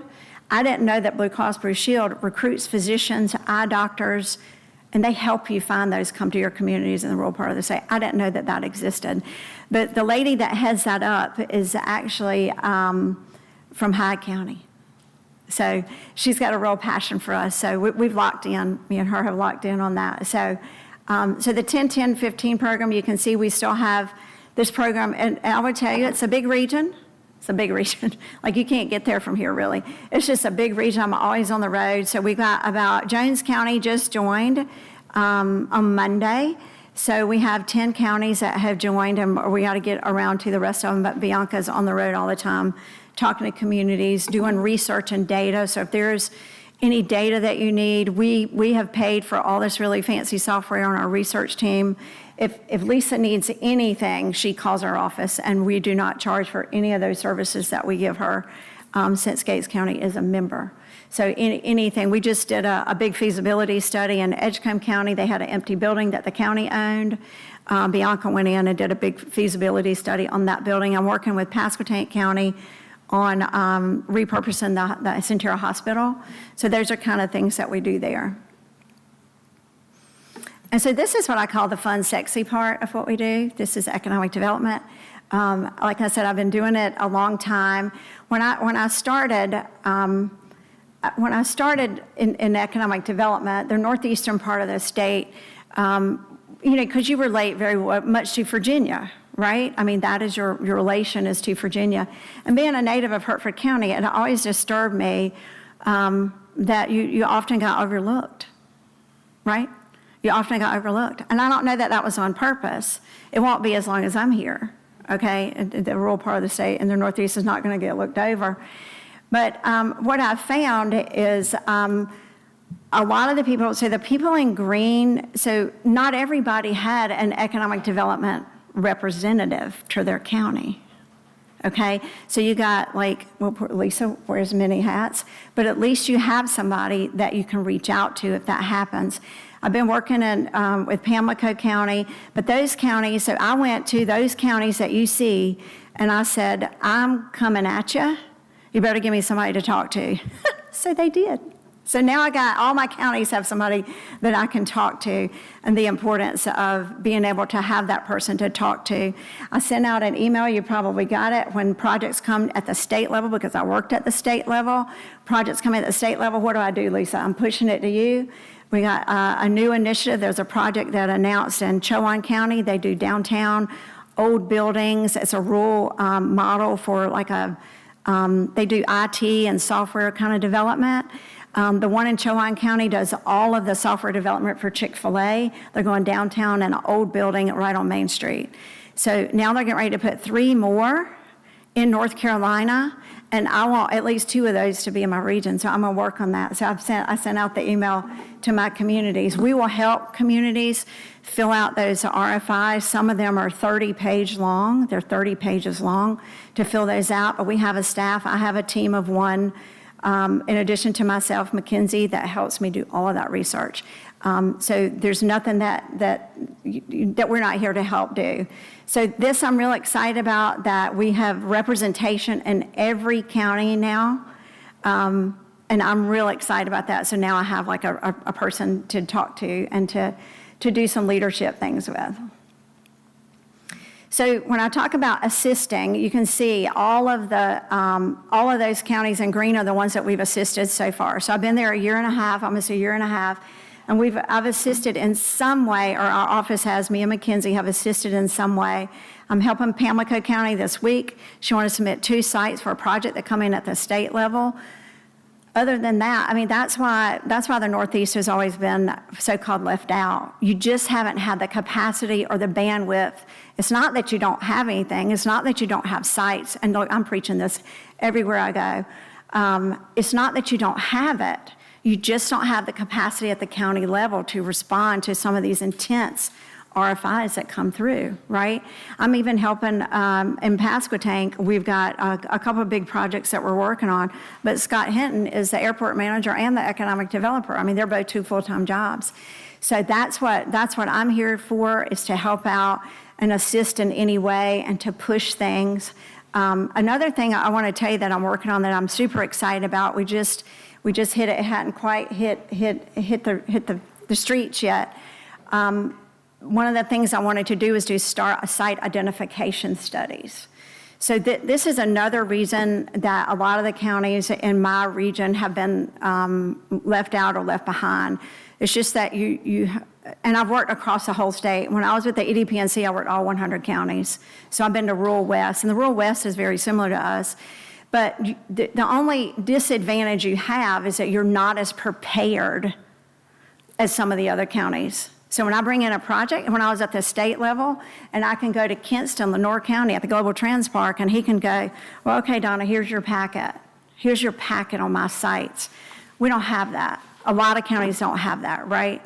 So we have to be better prepared. So I've convinced our CEO to let me do a site identification study. It's my pilot project for Currituck County. The reason I started in Currituck, and we call them the finger counties, I don't know if that's what y'all call them, but that's what we call them, the finger counties up north, is that I went to, this is very poignant, I went on a mission trip to California with the Port of Virginia.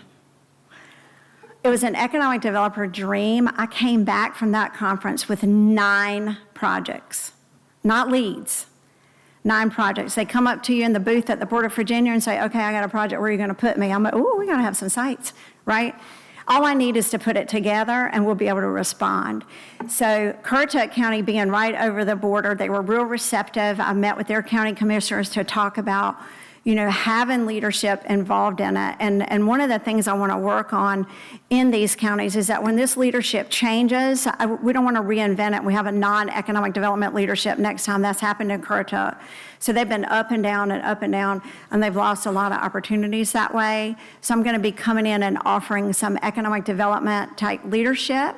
I've been working with the ECU and some other folks on developing a program so we can come in with county government and talk about the long-term aspects. And, and Currituck is tough, right? Because they're a really wealthy county, more wealthy than I thought they were.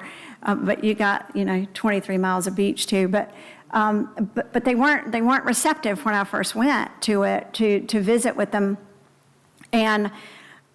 But economic development, you have to define what you want it to look like. It's not going to look like the big Amazon project that just went to Richmond County.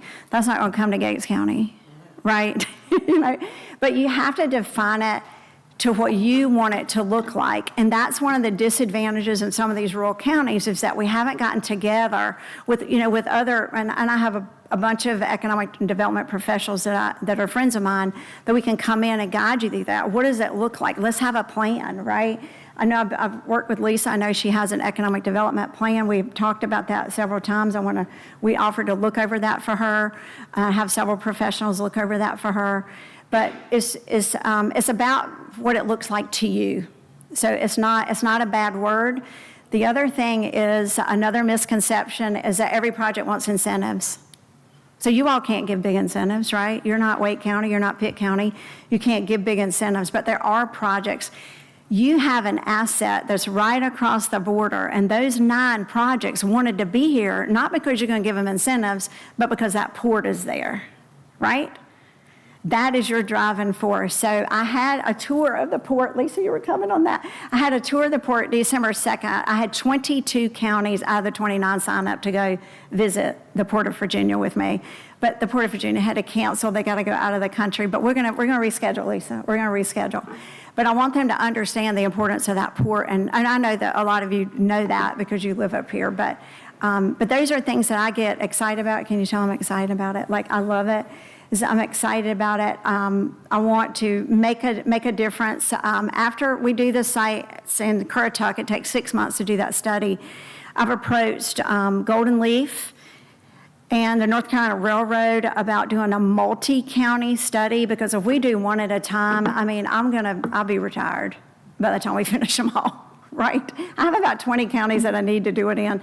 The counties in the southern part of my region, besides Duplin and maybe Jones, they have some other support that they get. But in the Northeast, I want to make sure. So I've approached different people. Golden Leaf has told me no, just so y'all know, but I'm not taking no for an answer. So I'm going to be back to visit with Scott.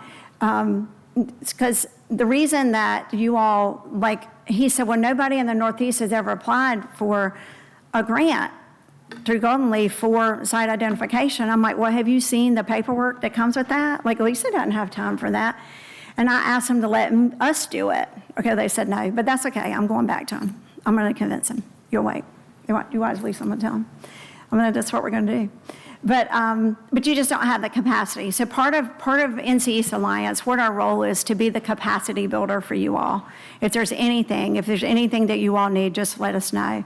So those are kind of things I'm excited about. I'm going to talk a little bit about some marketing that I'm super excited about. So I brought just a couple of these. This is a North Carolina Economic Development Guide. I will say it is also important. So when I started at NC East, I'm on the North Carolina Economic Developers Association, which is a statewide program. And I was on the membership committee, okay? And at that meeting, I said, well, how many counties are not represented in the state of North Carolina? Out of 100 counties, how many are not represented? And so she looked it up. She said, we have 11 counties that are not members of the statewide organization, and 9 of them were mine. I'm like, well, this has got to change. Like, this has got to change. Lisa attended. We did a membership drive in Edenton. We have all but 3 now that are members. And because the importance of that is that they support statewide legislation for economic development. And if your county's not represented, then you don't get a say or you don't get a piece. Rural economic development does not get a say if we're not at the table. So I have been real passionate. I'm trying to get the 3 other counties. The good news is that you have to pay to join, but there's scholarships to be able to attend the events. And then there's a lot of things that are webinars and online that you can do. So I encourage all of my counties, I got 3 more to work on, to be a member because you're part of it. So this economic development guide is published by Business North Carolina. Lots of good information and resources in there. But what Lisa is super excited about is this piece. So on our marketing team, we had, we recognized that there were other publications across the state, you know, the Sir Walter Raleigh and Pinehurst, they have the Pine Cone or whatever that one's called, but they're all across the state. Eastern North Carolina did not have one. So I got you all one. We were behind getting this publication published. It has wonderful, good things in here about Eastern North Carolina. It's called Eastbound, if you all see that. It's called Eastbound. It's the first publication in a region-wide for Eastern North Carolina. This covers the whole coastal plain, so this goes all the way down to Wilmington. We partnered with them to get this done, but other parts of the state had a magazine and we didn't, so we convinced our state magazine to do this for us, and we went out and got ads and all kinds of things. But I'm leaving a whole box of those with Lisa. I brought a whole box, and anyway, I'm happy to answer questions if you all have any questions. I got some pens for you too. Lisa's got some pens. I brought some pens. These are from STEM East, and it's so nerdy because it has a ruler on it and a leveler on this pen, which I think is cool. But if you want to hear from STEM East, they're a great group of people. They're a great group of people. They came up with these nerdy little pens, so I love them. But I'm happy to answer any questions. Yeah, so I just want to say, I had talked to Mr. Sauer recently, several weeks ago. I'm so excited to meet you. I have had your name come up multiple times in the past couple of months and saying, you have to sit down with her, you have to meet her. And so I reached out to Mr. Sauer and I said, I don't know who she is, but I'm supposed to want to meet this person. And he said, well, she has been in contact with Lisa already, and Lisa's very familiar with her. And I was just very excited to have that because I have heard very good things about you and look forward to working with you as we go forward. But since I do know a little bit more, I'll defer to them for questions and things. I got a few questions. Before you get going, I just want to say that the IT firm that you did on with that wants to put 2 other places in the area, we would love for one to be here in Gates County. We got great internet speed, by the way. That's all 97% broadband. We're going to plug that. That's right. Yeah. Great broadband. We got a great spot for them on the commerce area that we have, and so put them out there. Lisa and I can. That's the name of the project. Yeah, that's the name of the project. So in economic development, we code name everything, right? Oh, yeah. You know, we code name kind of everything. I don't know where Optimum Prime came from. I used to enjoy going to the Secretary of Commerce when I worked for Commerce to talk about my names, and he'd be like, well, how'd you come up with that one? My favorite one was Project Hooker. It was actually, and I love it because the Secretary Fain, God rest his soul, he would call me and say, well, let's talk about the Hooker Project. And I would just die laughing. He had no idea I was laughing. But it was basically in Hookerton, that's in Greene County. So he had no idea, but you just come up with them. All my next ones will be all pirate related, swashbuckler, all of those things coming up since we had the pirate win. But you just come up with them. There's no, everybody thinks there's some secret and mad science behind it. It's absolutely nothing behind it, except you might be it yourself. Okay, I'm gonna call this project Bound. Okay, got it. You know. Yeah. But it's a pleasure to meet you. Yeah, you as Okay, seeking to understand, let me preface that. So how are you funded? How is the funding? I'm here, I'm reading there, it says, you know, not-for-profit We are. economic development group. That's How- correct. How are you funded? So there are several different things. We have investors, private investment, as well as, so we got the $15 million appropriation, and we have, between the school systems paying in and the community college paying in, we have other small grants through the BOC Foundation, for different initiatives that we have. I have a lot of economic development initiatives that are funded by Dominion Energy. The electric co-ops fund a lot of things that I do. If I do luncheons or training for you all, a lot of private investment on top of Okay. that. So we're leveraging the private investment on top of the state appropriation. Okay, so how long has NC East Alliance been in existence? Oh, Lord. So there's a crazy history behind NC East Alliance. So back in the day, around 2015, I guess, the Department of Commerce housed all of economic development in the state of North Carolina, and they had 7 regional partnerships.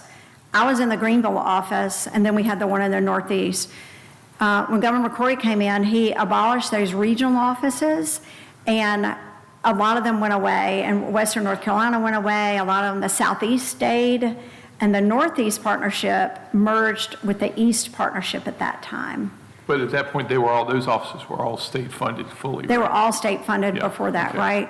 And so STEM East kind of birthed out of that. STEM East was the one holding them up as far as funding. I, at Duke Energy, was a funder into NC East Alliance. So I gave money as a private entity from Duke Energy to support their economic development efforts.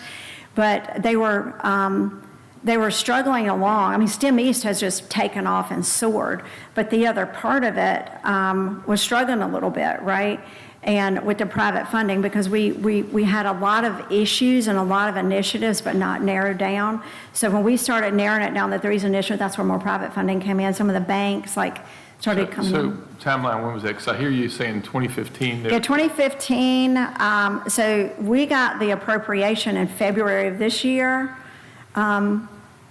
And I don't remember because I The wasn't. 15 million you're talking about, you got in In February? February Okay. of this year. Okay. Well, it's from last year. Is but that a recurring? No, that is not recurring. That's a one-time to get you It was a kicked one-time off? appropriation. Okay. Yep. So at that point, the other agencies contributing is kind of what hopefully will keep you buoyant and functional and That's right. thriving. Okay. That's right. All right. Yep. Next question concerning, I see here you're talking about, workforce development, community revitalization, business support, marketing, et cetera. Yeah. How do y'all interact with like the Albemarle Commission and all the workforce development stuff, the things that they do, the different commissions in the areas?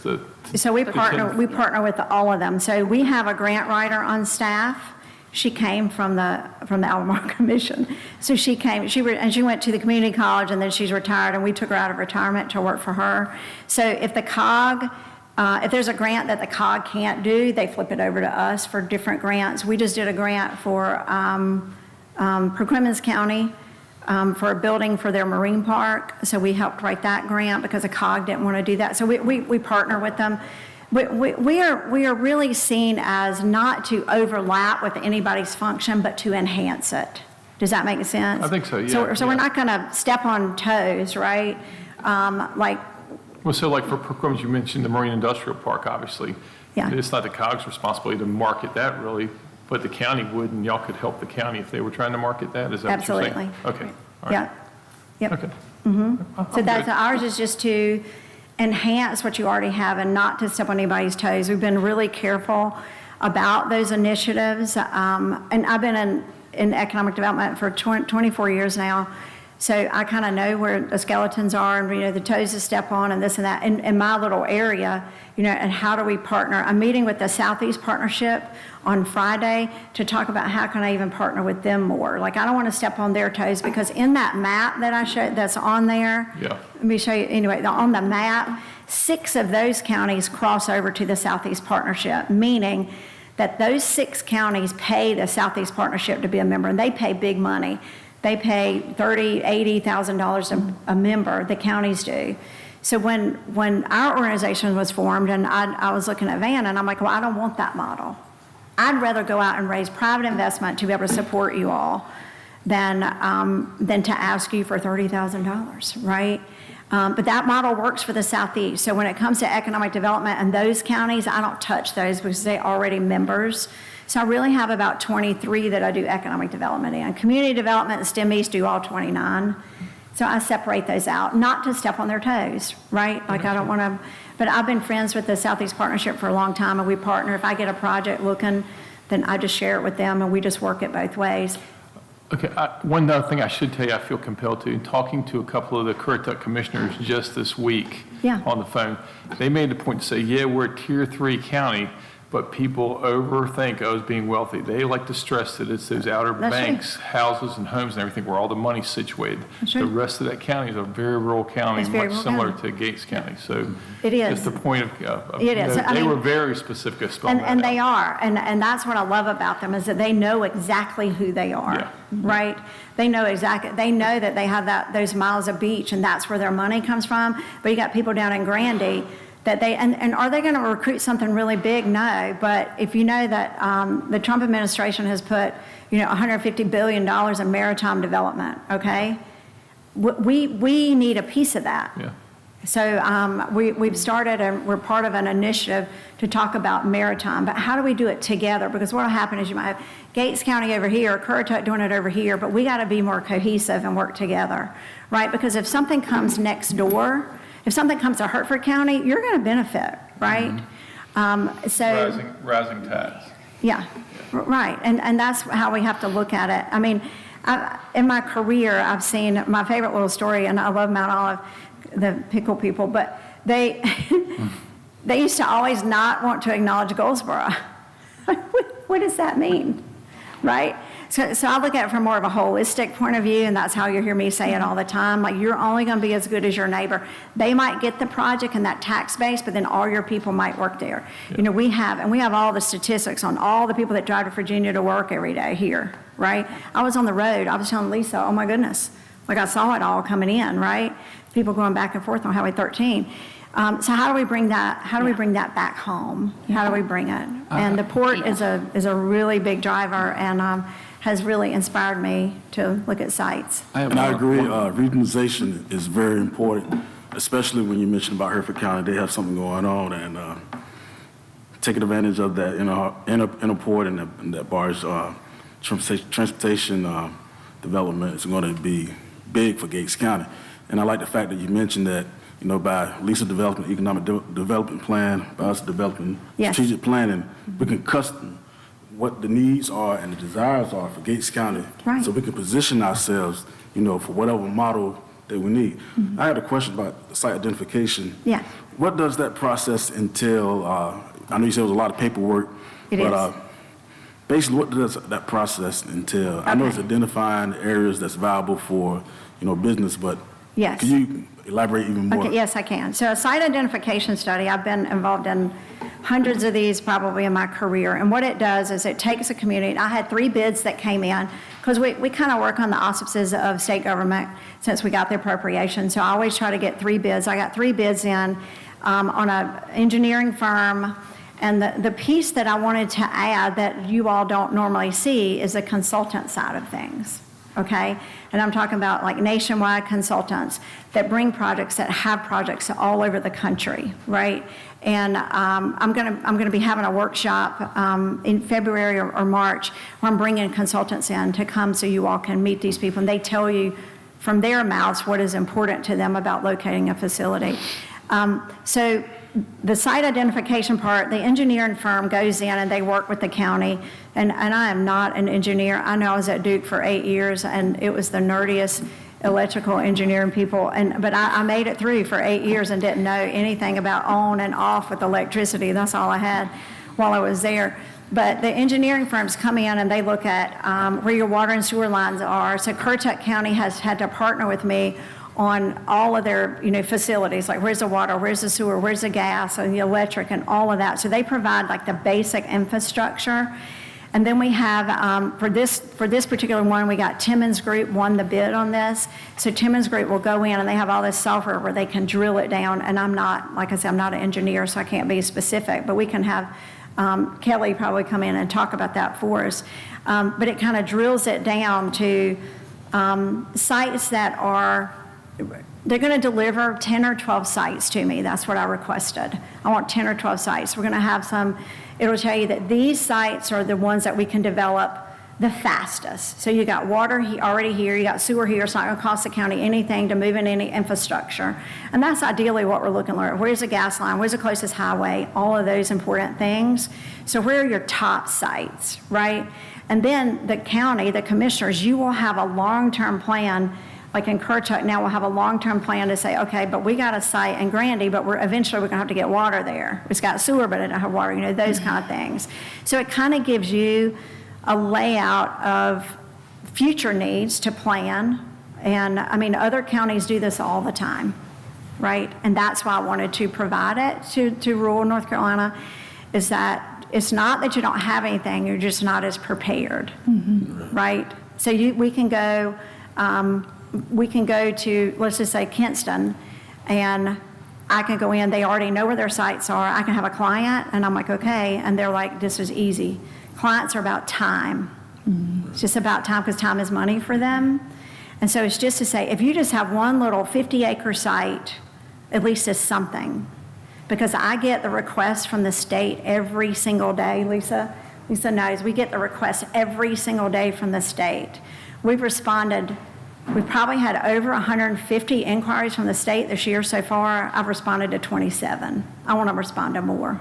I got to have product to respond to more, right? Because the other counties are responding, And I have some counties that are real creative. Like I had a client recently that had a barge site, needed a barge site. And we only have a few of those in North Carolina. And the economic developer in Wayne County said, well, I got a barge site. I'm like, no, you don't, not up the noose. He said, well, we'll try. So it's about being optimistic and positive. But we're not going to put a barge site in Wayne County. But we do have some. So when those specific projects come in, but I love that optimism that he had, right? Even though I had to say, well, I don't think it's going to work. But it's about being optimistic and positive about your community. I mean, one of the best things when Lisa and I met for lunch was to talk about the upgrades coming through the Dismal Swamp. Hello.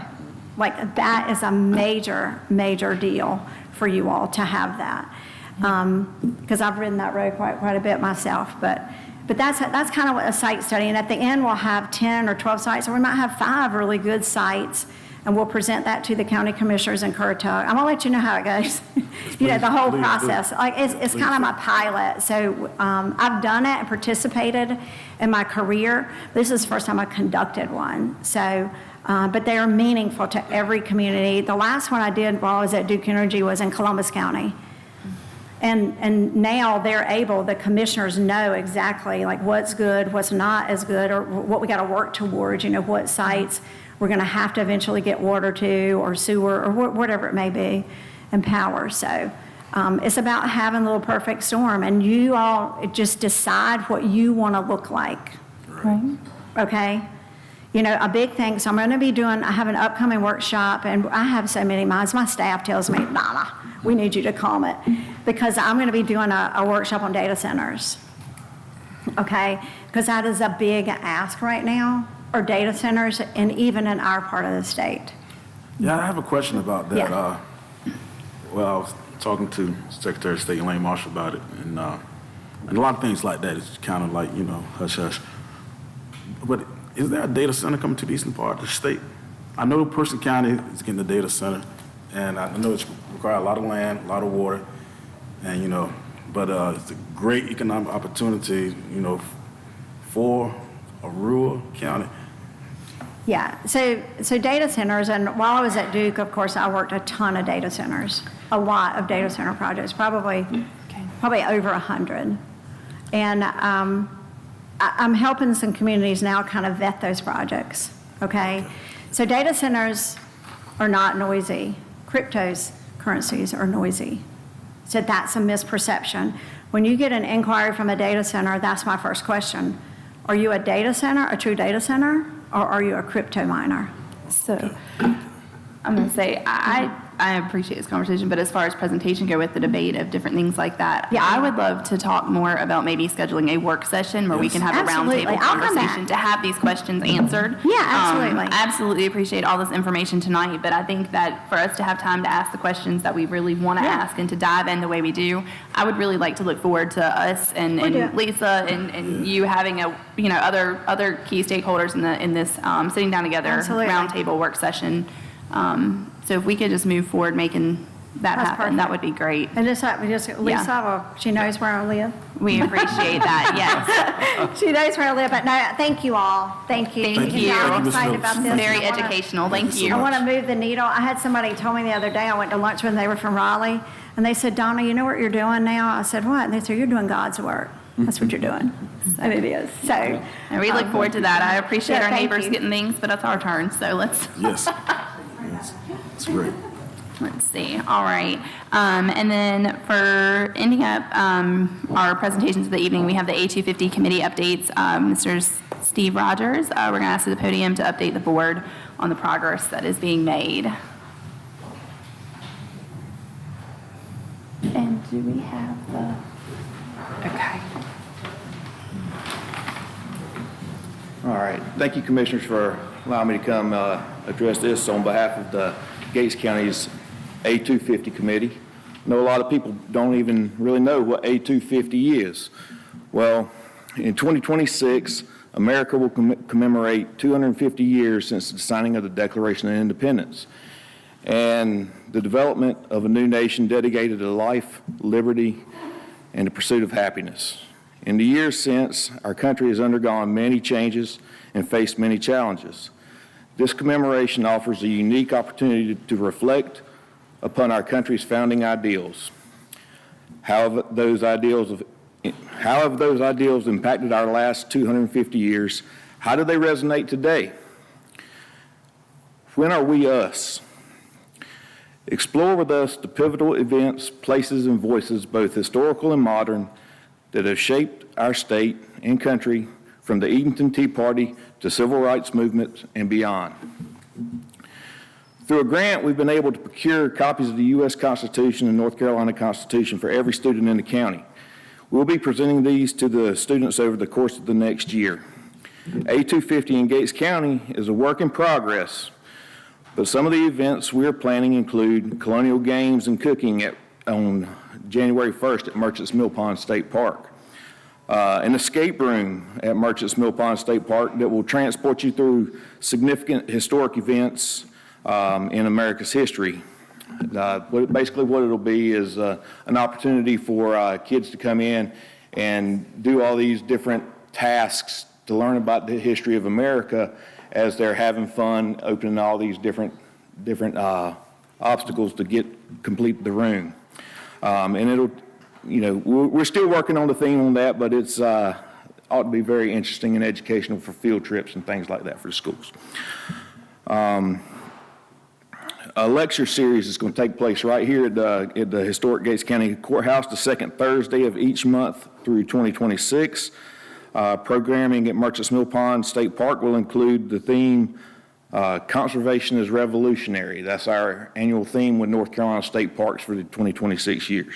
We're excited to explore our history and learn from our past. So here's an example of the U.S. Constitution and the North Carolina Constitution that was given to I believe you already have one.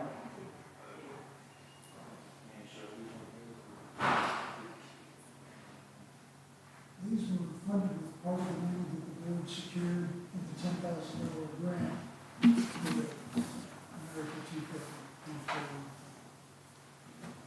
All right, we look forward to seeing what 2026 has to bring. Thank you, guys. That's all I have. Thank you. Thank you very much. Thank you. I just want to point out the chairman's nephew made a point to point out to me more than a year ago to read the Yeah. North Carolina Constitution. Your nephew did, and so I did a year ago before I took office. He's a sharp. I have a 16-year-old nephew that is phenomenal, and the political world needs to look out as he Really do. as he matures. Pretty excited about that. So we are going to move now into the public comment period. Do we have, no, okay. We have no public comments, so we're going to move on to the sheriff's office update. If Sheriff Campbell's still here, he has stepped out. Okay. Did he leave or has he just stepped out for a minute, do you know? Okay. I know he was going to provide an update on just how Halloween went, that type thing, but we can move along if he is not available. Yeah. We can always come back to him. Yeah. And we will just, circle back to that if needed when he comes back. So we will move down to old business. We have the Albemarle Regional Hazard Mitigation Plan update, quite a mouthful. Our Emergency Management Director, Billy Tutwiler, we're going to call him to the podium to give updates on that that will need to be adopted at the next board meeting.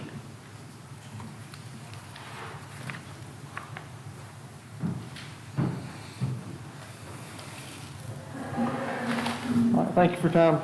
Yeah, you have been given the brief overview of the Albemarle Regional Mental Health Plan, or Mental Health Mitigation Plan.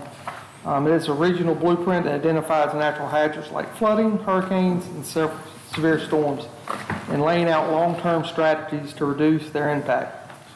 It is essential because it helps keep our community safe, strengthens resiliency, and ensures that we remain eligible for state and federal mitigation funding. That's the main goal of it.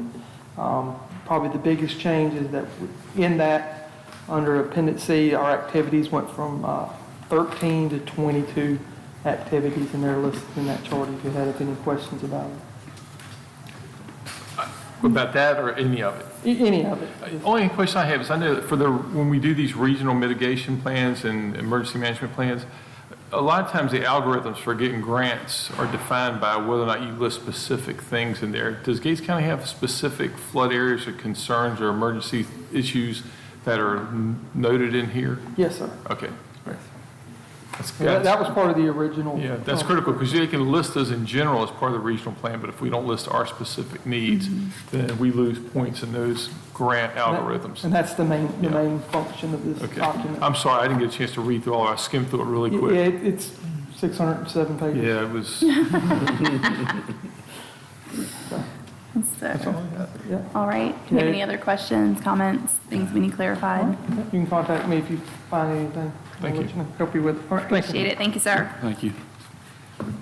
All right. At this time, we're going to invite Assistant County Manager, double check the sheriff's. Nope. Assistant County Manager Warren Perry to the podium for the first draft reading of the updated personnel policy. And then if the board has any questions, revisions, we're going to advise as such that we can get it adopted hopefully at or by the January meeting at the latest. So, all right. Yes, sir. He's got a stack of papers too. We're killing all kinds of trees tonight, y'all. That's right. Good evening, Commissioners, Madam Chair, Mr. Sauer, Madam Clerk. Before I begin, I want to thank y'all for supporting the Lions Club. My father was a long-time member, I think some kind of lifetime member award. And I think when we look back in the years of having the Christmas parade, I may have represented the Lucky Clover 4-H Club in the first parade. So there's a lot of history tonight. It's pretty unique. But I would like to share some background information on what you have before you on the development of the personnel policy. The original version was submitted, believe it or not, in 2018 by a MAPS group who conducted the county's pay study, which also included personnel policy recommendations. The Board of Commissioners at that time reviewed the elements of the proposed policy and never took action. The personnel policy was brought to another group of the Board of Commissioners for approval in May of 2020. The board minutes show that there was some debate about longevity pay and the continuing use of the personnel board, and the personnel policy did not pass, or the motion did not pass.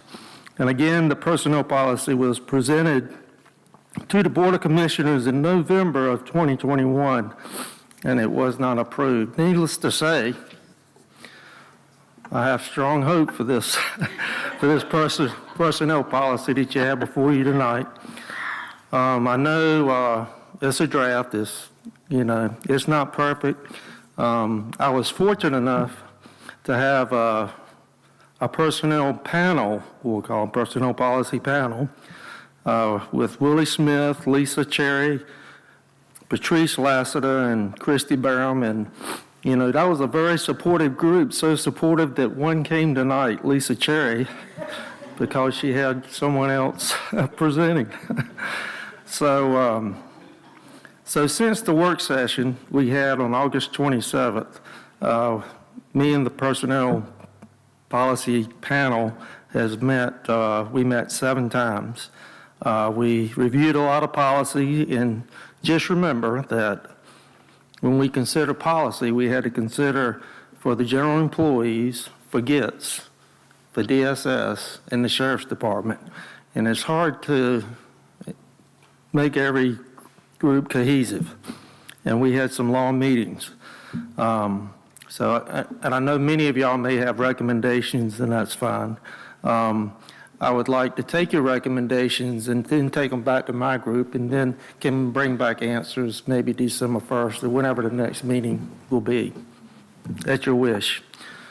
Some of the highlights of the personnel policy, of course, are what we mentioned August 27th, longevity pay, the use of the personnel board, and I think we left that meeting with Madam Chair and Commissioner Berryman.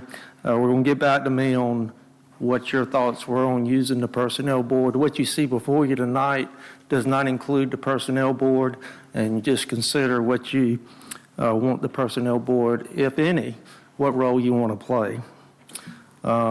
It includes drug and alcohol testing, of course, which would include now random testing for CDL Class A drivers that are currently will be working in Brad Arnold's department. He will have 4 CDL Class A drivers by December 1st.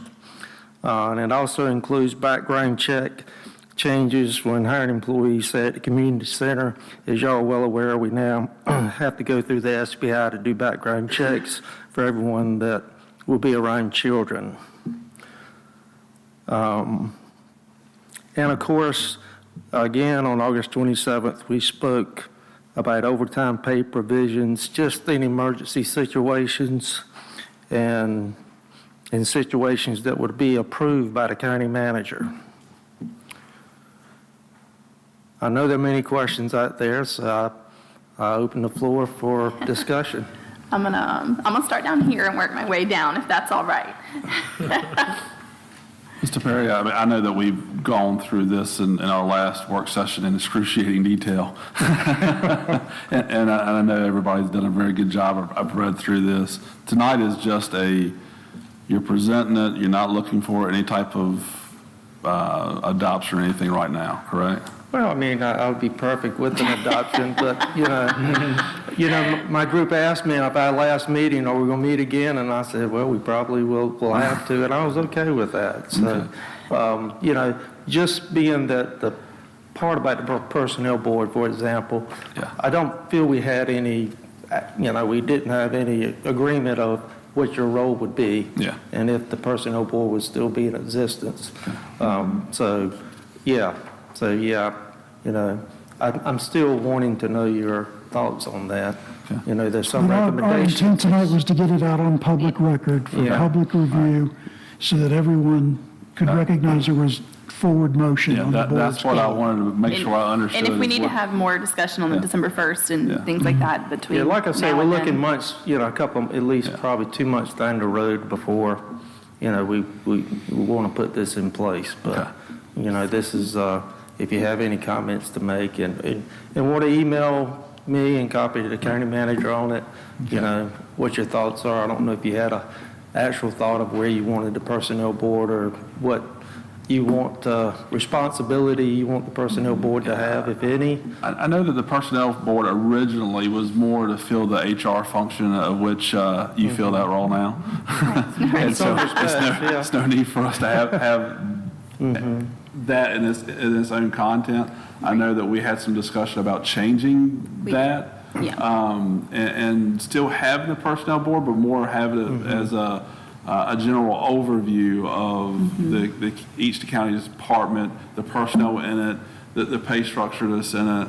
You know, when somebody comes and says, hey, I need more people for a certain job duty or something like that, then at that point in time, that personnel board would kind of step in and say, okay, do we really need it and why? What's your justification? So yeah, for speaking on the record, you probably don't want the personnel board to enter into everyday operations No, we do not. of the county. But you may, the answer would probably be welcomed of your role in a grievance, and that's when we talked about. Grievance, structural changes, things like that. Exactly. Yeah, that's right. That's right. Overarching policy type stuff. Right. We don't want to be in the day-to-day stuff. Yeah. Yeah, I gathered that, and so that's what I'll look from you two, of what role, because you're on the personnel board today, of what role you want to play in a grievance. All right. Okay? Very good. Thank you. So I want to further review it for what I have read and deciphered. It's pretty much okay, but I want to do myself justice and do my due diligence even more. It's a lot to read, a lot to consume. I know. I just want to say, before we pass down there, I think you've done a phenomenal job in taking our feedback from that meeting. And I know you had good, we chatted, but I think you've done a phenomenal job of taking what we had presented originally and taking the feedback from that meeting, compiling it into this new draft. So we can tell that a lot of work has gone into the revisions that we have been presented. We had a group, it was a group effort. Yeah. And, but yeah, well, thank you, but I know it's not perfect, so. I've never seen one that was. 3 questions.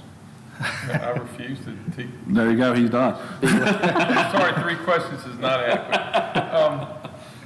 Because I really only have 1 question, 1 comment. Yeah. Okay, believe it or not, I gotta say, I'm thrilled to death. I'm tough, I know I'm tough and make strong comments, but this is one time where, again, my expectations are, to word it ugly, damn well met. I like it.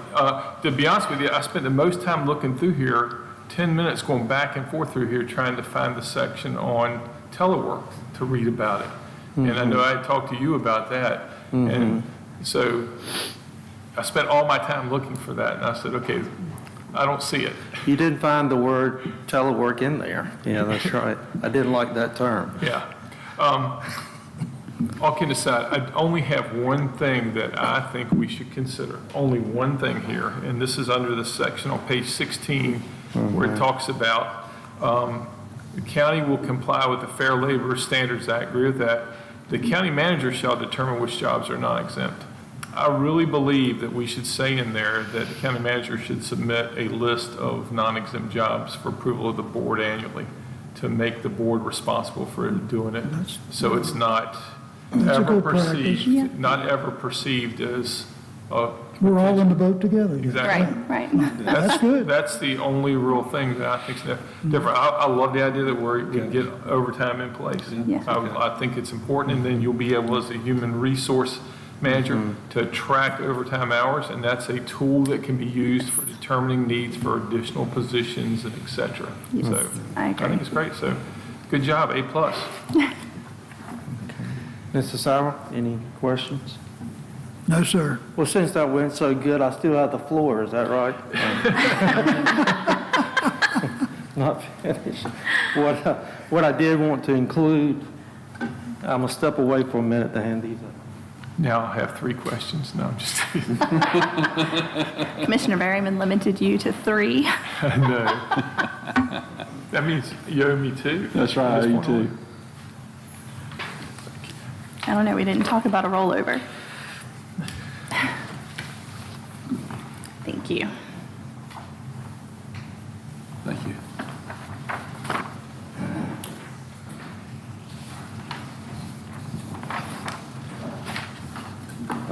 So what you have before you are things that were not included, that will be included. One was the conflict of interest.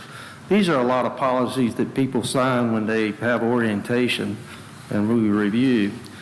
And another is the travel policy, which I think the travel policy in itself is written fine. I do not want to change any of the language, but what I did want the board to consider was a proposal to increase the per diem for meals for breakfast, lunch, and dinner. Currently, it's $8.40 for breakfast, lunch is $11, dinner is $18.90, and my proposal would be $12 for breakfast, $15 for lunch, and $30 for dinner.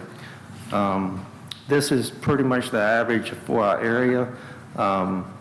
A lot of people are using the government standard when you click on the triangle area. Right now, I think it's $33 for dinner, but I kept it at $30, but I think when I spoke to the finance director, he said it would be a little bit easier to figure with just plain numbers for breakfast. He's all about rounding numbers all the time, right? Straight dollars.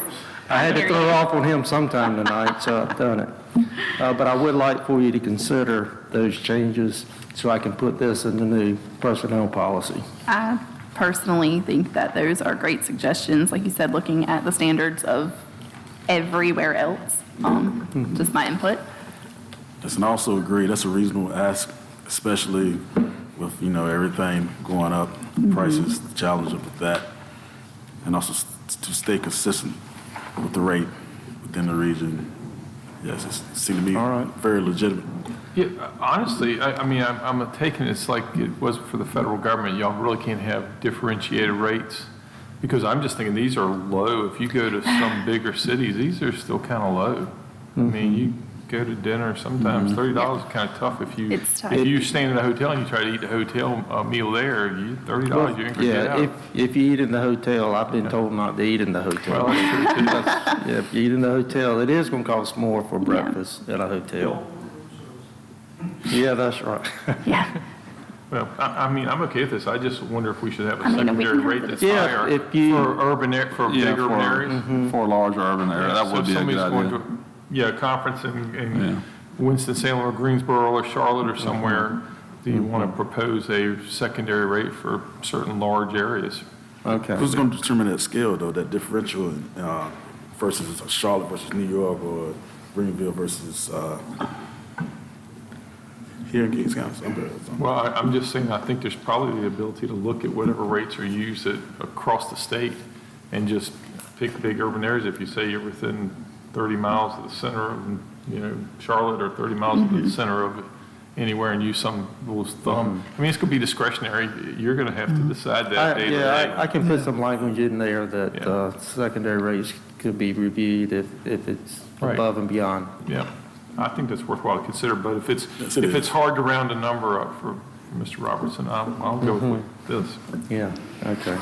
All right. Anything else? That's all I have. Thank you. Thank you, sir. Thank you. Okay.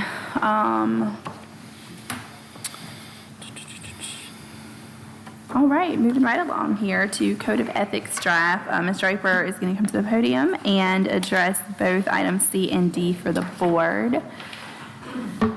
We have all these policies moving right along. Thank you, Madam Chair and Commissioners. This hopefully is the final draft for consideration. I have highlighted all of the changes that we discussed in our work session on August the 27th. If y'all have any concerns or additional changes, then I'll take them and we can bring them back at the next meeting, if not a consideration for adoption. I'm going to say this has been the process for the past few months. So if there are not any amendments, if we could get a motion to. Yeah, I've got just one question, one comment, Okay. just want to spell out, you put in here. For the emergency meetings, when y'all have it, you actually say in there that you have to come and notify. So I'm picturing that I'd be a guy that y'all have to notify. That happens more typically when a special meeting's called or something. And it says in here, I'm trying to find it, where it says you have to come tell me. So just keep in mind, that's 30-minute drive from here to Core Peak. So just, making that point the way it's worded in here, you have to come tell me. Okay. So phone call would be acceptable the way I read this. I'm trying to find it now. All right, I'm going to be the one here to say an emergency meeting just from Western NC went down. There were no phones. You had to go tell them. There's no notification of It says anything. meeting, notice of meeting delivered to the other members of the board or left at their usual dwelling places. Okay, I mean, I'm okay as long Yeah. as somebody's going I to come think- tell me. Typically, you have to notify everybody in the same manner, and you may have to make an Right. extra step or two. I think that I like needed. Okay. that for an emergency situation. I think that's Well, ideal. I'm pointing that out there, okay. I'm Yeah, good that's a with it. good call. Were there any other comments, questions? No, we've been talking about this for a long time. Yeah, we had talked, so if we can get a motion to adopt the Gates County Rules of Procedure and Code of Ethics as presented, or do we want to do separately? You can do it as one if y'all were. Okay, Rules of Procedure and Code of Ethics as presented. Madam Chair, so move. All right, we have a motion. Do we have a second? So seconded. All right, all in favor? That is unanimous. This is exciting. Okay. So these rules of procedure will become effective at the next meeting on December 1st. That's correct. Awesome. Thank you. Thank you. All right, so now we are going to move into a follow-up discussion from the joint meeting with the Board of Education. At the last joint meeting with the Board of Education, there was a motion for a resolution to be passed at this meeting. At this time, I'm going to ask Manager Sauer to update the board on the draft resolution, and also Commissioner Berryman to update on conversations that we have had. We had designated 2 members of our board and 2 members of their board to come together, and we have done that. So we'll start with Manager Sauer to give the base information, and then move over to Commissioner Berryman for that secondary update. Thank you. I know I've kind of filled your inbox electronically on this, and I'll just touch on some highlights for the benefit of the public and those that will review this later. In one of the reports to the board, we covered the fact that the board was recognizing that access to safe, affordable, high-quality childcare for working parents is a top priority. And I cited several different counties and articles that really support that concept, and I think from what we heard from Elaine Marshall, from Donna Phillips, that y'all are heading down a track where many organizations and communities have struggled with, and you all, I'm hoping, are prepared to tackle it. But I did want to raise a couple of issues. I made an inquiry of the County Commissioners Association just to double check, should we really be stepping into the child care business? And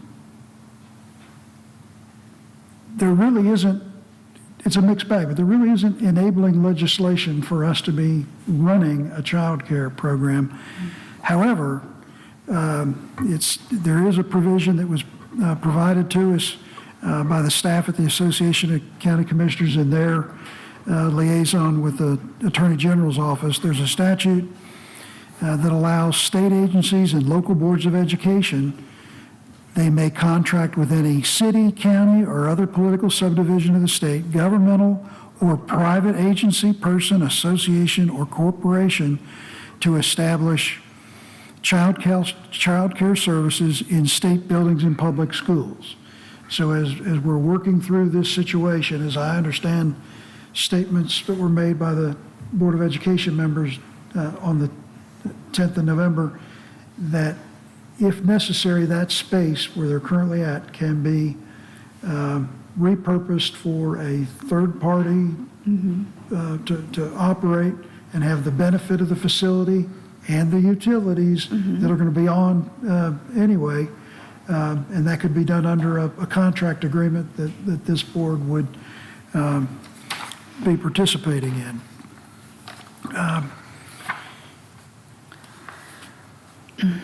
But then you get down to the financial side, and that's where, you all have noted, that's where the rubber hits the road. And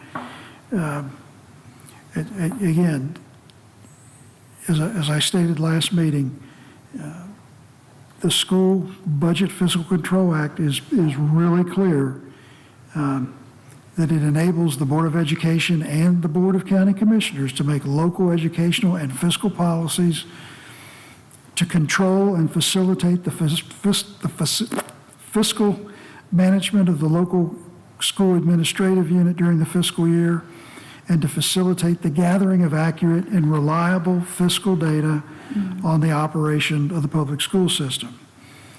And by examining audits that we have on file for the last 5 years for the Gates County Board of Education, and they break it down into funds, just like so many of your activities are in separate funds, like the water fund, like the GITS fund. We have a child care fund.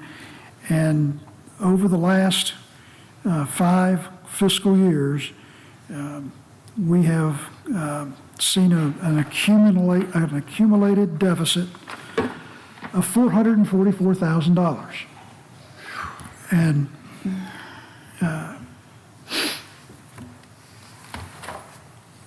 their child care fund also shows the income. And for each of those years, I'll just start at the top. For FY26, they budgeted $307,000. But as we've seen, there have been schedule changes and operational adjustments made that they are not going to hit that target. FY25, $306,601. In 24, it was $314,000. And again, I'm talking about the revenue paid by the parents to keep their children in daycare. The highest year was FY23, $343,000. I don't think we've had an income problem necessarily. FY22 and 21 were both around $260,000, but that was just at the start of the COVID situation. The board has agreed to take a serious look at this, but I wanted to make sure and point it out and put it in yellow in your email that in the State School Budget and Fiscal Control Act, it has a clause that states nothing in this article shall be construed to place a duty on the Board of Commissioners to fund a deficit incurred by the local school administrative unit through the failure of the unit to comply with the provisions of this article, rules and regulations. This is not legally this governing body's problem to fix. The steps that you are considering to take are to exhibit collaboration, cooperation, leadership, but also the utmost fiscal control. Crafting the resolution that's before you was a bit of a trip down memory lane for the last 24 months that started when this governing body, because the school general fund balance was depleted, put forth a number of decisions and exercises to provide a one-time, non-recurring appropriation of $828,000 to stabilize their general fund balance reserves. And at that time, they were looking at a possible deficit at the close of the fiscal year of $248,000. 24 months later, we're now looking at a deficit less than that of about $108,000, based on the letter from the auditor who's completed their work. And as time rolls on, we're learning the reason there's a draft stamp on that auditor's letter is that every audit right now in the state of North Carolina for local governments, schools, council of governments, they're all going to have a draft till the federal piece of the accounting is done. That is now broken loose with the elimination of the shutdown. We have had communication from the schools already asking about when will we get the check, and under the premise that based on discussions on the 10th of November and the deliberations you'll have tonight, that there will be a $50,000 check a cut after the board approves a budget amendment, if you do, and turned over to the check tomorrow, or to the schools tomorrow morning. This resolution, after a lot of thought and discussion and scrutiny from two of the commissioners that really wanted to dive in it with me, Madam Chair and Commissioner Berryman, have asked that we frame this agreement such that the schools still have full responsibility for the operation and the funding of the daycare center through the end of this calendar year, because our understanding was the closing was going to be December 31st. And that the monies going forward to cover any potential operating deficit each month, as this is proposed, is that deficit be shared 50-50 between the two entities. But I really want to make sure we note for the public record that the monthly financials showing the transactions from July through October brought the net or aggregate deficit to around $7,400 and didn't really focus or highlight the fact that the child care fund has received a loan of $25,000, which I presume is from the general fund of the school system. And if the board is to entertain an appropriation of $50,000 from fund balance to assist the school system, that county money would not be to service the debt of a decision that was already made to infuse $25,000. I was going to say, if I may, before we go into further discussion, read the resolution just for record and where we're at, and then we can discuss more, I guess, on how we got here. And we do have copies if you'd like me to. If they can be distributed, that would be great. I think that should be available. But I do think it needs to be read for those listening at home, those sitting in the audience, that we know what we're discussing and what the provisions we have in place are. I think it'd be all right for me to go ahead and start while it's being handed out. So, resolution to consider supplemental emergency funding to extend daycare operations at the request of the Board of Education. Whereas at November 10th, 2025 joint meeting with the Board of Education, the Board of Commissioners learned that a decision was made for December 31st, 2025 closure of the New Beginnings daycare program due to financial ongoing fiscal deficits and operational decisions impacting the loss of enrollment. And whereas the Board of Commissioners has received significant communication from impacted parents expressing concern about the closure and lack of adequate notice. And whereas the Board of Commissioners fully understands and respects the value of high-quality child care services to support working parents, our local workforce, and family stability. And whereas the year-to-date financials for the Board of Education's Child Care Fund, reporting all transactions since July 1, reflect a $25,000 loan from the Gates County Schools General Fund or other source to the Child Care Fund in October 2025 to offset monthly operating deficits. And whereas a review of financial audits for the most recent 5 fiscal years, fiscal year 21 through fiscal year 25, reflect annual operating deficits for the Board of Education's Child Care Fund with a combined total of $444,394. And whereas according to North Carolina's School Budget and Fiscal Control Act, North Carolina General Statute 115-429D, nothing in this article shall be construed to place a duty on the Board of Commissioners to fund a deficit incurred by a local school administrative unit through failure of the unit to comply with the provisions of this article or rules and regulations issued pursuant hereto, or to provide monies lost through misapplication of monies by a bonded officer, employee, or agent of the local school administrative unit when the amount of the fidelity bond required by the Board of Education was manifestly insufficient. Therefore, be it resolved that no funds approved with any budget amendment providing supplemental emergency funding to extend daycare operations for the Gates County Board of Education shall be used to retire the $25,000 loan or future loan to the Child Care Fund, and understood with the condition for the release of any county funds as mutually agreed, that the Board of Education will take immediate cost-cutting measures with staff reductions, including 2 part-time positions and 1 co-director position. Be it further resolved, funding approved with any budget amendment providing supplemental emergency funding to extend daycare operations for the Gates County Board of Education shall be distributed in monthly allocations to begin in January 2026, whereby Gates County and the Gates County School District will each contribute 50% of the cost to cover the monthly operating deficit not to exceed $50,000 of county funds.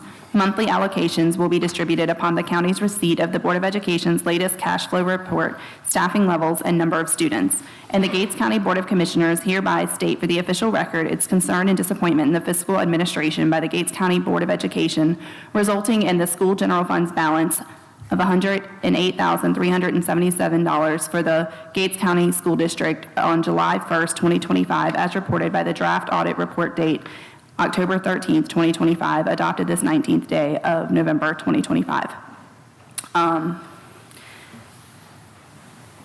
There's some strong language, some strong stipulations put in there based on some accountability, and I do want to defer to Commissioner Berryman on that, and also notice where it does state that this duty is not on us, but we do see it as an incredible resource for the county, and it is an important part of economic development when we're looking at growing the county. Having a daycare, Secretary Marshall said multiple times today that daycares are so key to being able to grow your workforce. So it is absolutely recognized. Moving forward is how to move it forward is the question. Yeah. So yesterday evening, Commissioner Truman and myself got to meet with two other board members from the school board, and we had a really good discussion. Unfortunately, some of the discussions that we have to have as leaders are hard discussions. It affects people, it affects budgets, and that's why we are elected to this office, to serve the community, to make the hard decisions that we have to continue our schools moving forward, continue our county government moving forward, to make those hard decisions when the time comes. As we went through and we discussed where things are going, I am encouraged just to know that they have reached out and they're trying to get a outside entity to come in and take over the schools, the daycare.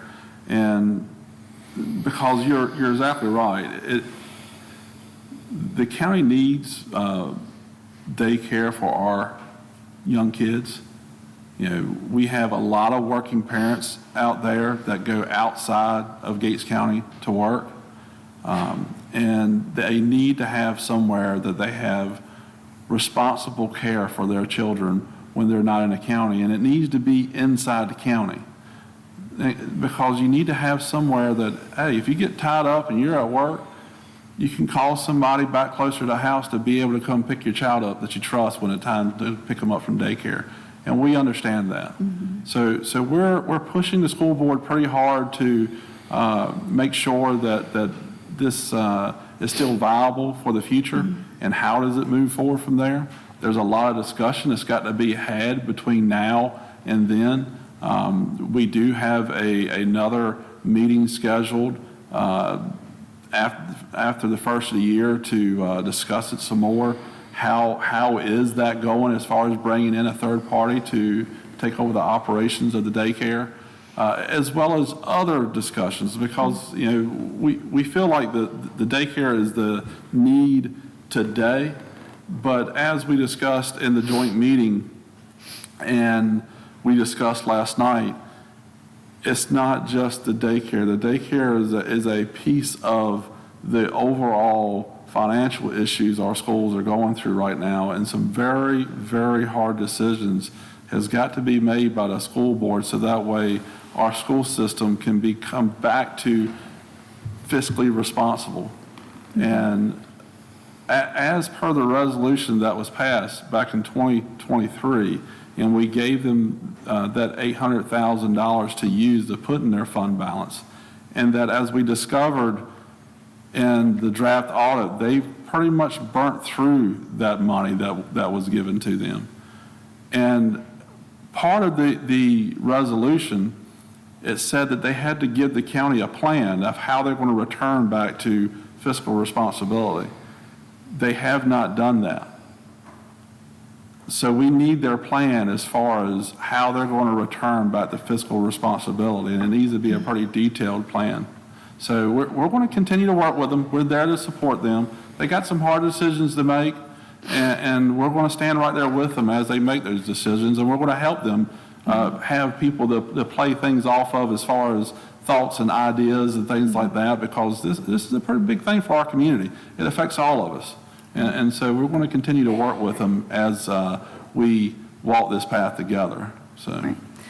And to follow that, I'm going to say this is, I mean, it came out in an email today that's been based on a conversation. We were there well after hours last night having that meeting. We've been with Secretary Marshall today, have not really had the opportunity to brief the rest of the board on the conversations that we had last night. So there is going to be some probably real, raw, open discussion here right now that hasn't happened one-on-one yet. Also want to acknowledge, I've had a comment of, well, are you all overstepping and stepping into this? And I have to say no, these are county dollars.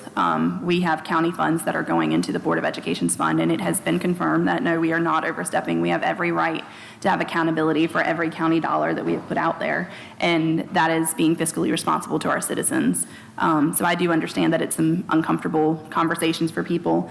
Why do we have in here about the reduction of staff? That's because we have to show that we're making measures to be more fiscally responsible. And as personal as these decisions are, as much as it hurts, those decisions have to be made.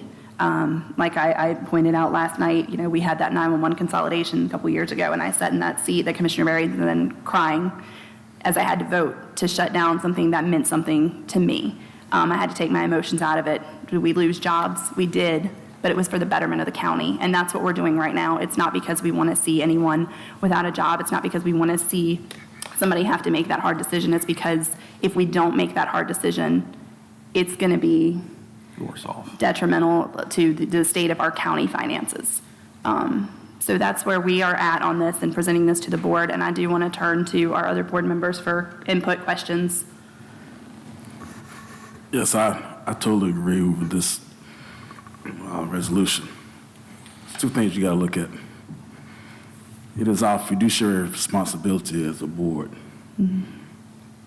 to oversee taxpayer dollars. If we are losing money, it's common business practice. If you are losing money, you're going to do several things. You're either going to downsize or you're going to eliminate. It's our fiduciary responsibility. We love the daycare. I love the daycare, what it brings. It's our fiduciary responsibility to look out for the taxpayer dollars, number one. Second, it's their fiscal responsibility to run a good business. If the business does no return on investment, that's a problem. At least break even. So this resolution, it sets accountability. And also give them skin in the game. And we're not leaving them out. Like Commissioner Berman said, we're here to help. I'm always been an advocate and always will be the advocate of education. But as a commissioner, it's our fiduciary responsibility to look after the taxpayer money and make sure that we're being good stewards. This resolution addresses that, and I support it 100%. Thank you. Commissioner Forsyth? So, one part of the discussions last night. I have strong opinions on it. Public knows that. I've been very vocal for the last couple of years about this. This is a tip of the iceberg, and I think that's maybe what you're alluding to. And quite frankly, when we talked about this just a few days ago, a week ago, you know, my understanding was the school board was going to start taking steps. And quite honestly, the steps I'm hearing is kids are still going away. I remember specifically saying, hey, we need to make sure the public knows that, you know, we'll take kids there. And all the anecdotal messages I'm getting is that numbers are still dropping. And Commissioner Craddock made it a point to be concerned about spending $50,000 for 19 kids. I think it's now down to 16 or 15 kids in a week. I don't believe in throwing good money after bad. I do want to see us try and help the community. Daycare is critical. I mean, everybody's heard me say so many times, work for the federal government. We always had daycare services on every military base in the world because that's just critical. You got to have it for people to be able to work.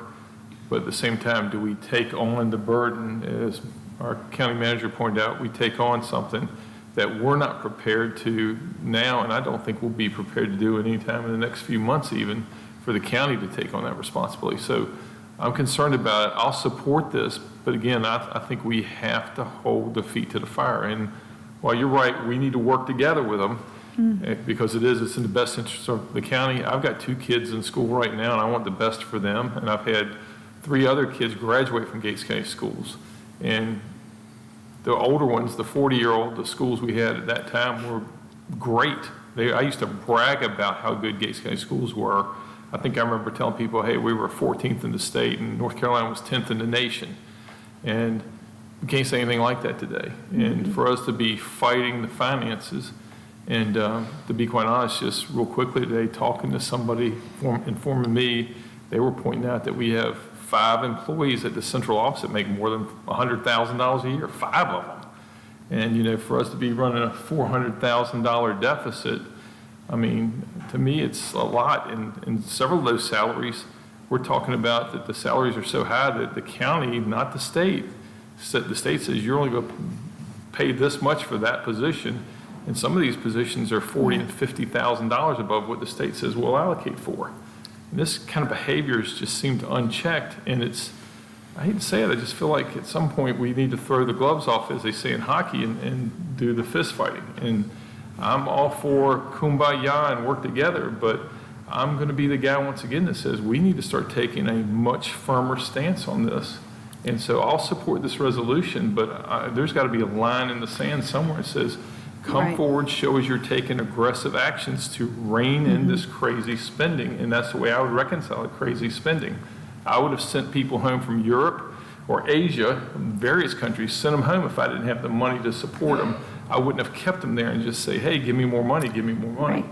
And so I want to stress again, I see this as the tip of the iceberg. I appreciate the effort y'all have made, and I appreciate the effort that probably and the stress that the school board's under. I'm sure several of them have great, concern and probably not sleeping well at night because of this issue. Right. But the burden is on us to make sure we hold their feet to the fire financially, but they have to hold their own organization's feet to the fire as well. And I encourage them to do so publicly. Right. I'm saying they need to do what's necessary. So I'll support it. Thank you. And a lot of what you just said is why we had these revisions in here. Commissioner Berryman last night had presented the majority of this, basically saying, we're not just going to give $50,000 for you to continue running as it has been. There has to be there has to be change. So again, just kind of to recap there, no funding before December 31st. The Board of Education had already stated that they had planned to keep it open until December 31st. So that will not be part of the county's responsibility. We had said that we would step in January 1st to keep it open through February 28th, I think it was. We said the end of February, so February 28th, which is what we want to stay true to. And then last night's discussions, Commissioner Berryman came in and was basically saying we're in this together. This is not going to be put on the county. This is the county and the school together, both kind of doing what we need to do to make this as good as we can, and understanding the idea that if we have a private entity coming in to look at it right now, the way that the structure is, if they're going to look at a financial sheet, it's upside down. It doesn't look good. We have to get some of that spending into control first, and once we have that spending under control, and you can at least have a balanced budget to say, oh, it can be self-sufficient, it can be self-sustaining, it's going to be more attractive to a private entity that's coming in. Ultimately, what's in black and white on the paper, financial statements, is going to be what speaks to the private I do want to sector. say that the private entity that is looking at it, that is not a done deal. So we're not sitting here saying this is what's going to happen. Right. It is in very early discussions, and you can't spend what if. Right. So, all right. So we have that up. At this point, we're looking for a motion to adopt the resolution as presented. I make a motion to adopt the resolution as presented. All right. Do we have a second? A second. All right. By show of hand, well, any further discussion, I'll ask. No? Okay. by show of hands in support of the resolution? And that passes unanimously. All right. Sheriff's back. Can we let him? The sheriff is back. I did make a note. Did you? We're all safe again. So you had nothing to, it's fine if not, I just wanted to deter you. Okay, keep it going, he said. He is telling us that we are going too long. So we will bypass that. The next item that we have is the new business. Commissioner Forsyth had asked for an amendment in regard to water. I'm going to turn that to him for presentation. Yeah, after discussion separately, since I've gotten here with the county manager and with others, I'd like to make a motion that and first let me preface this, that with the federal shutdown ending now, there's still a lot of people that are still not going to have their money, their finances together for quite a while. County manager pointed out to me, I guess him and Mr. Arnold, they don't normally do shut-offs in November and December, if I'm correct. And so I'd like to say I think that's great. But I'd also like to say that I think we should suspend the late fees for the month of November and December. And I know that's giving money away, some people might see.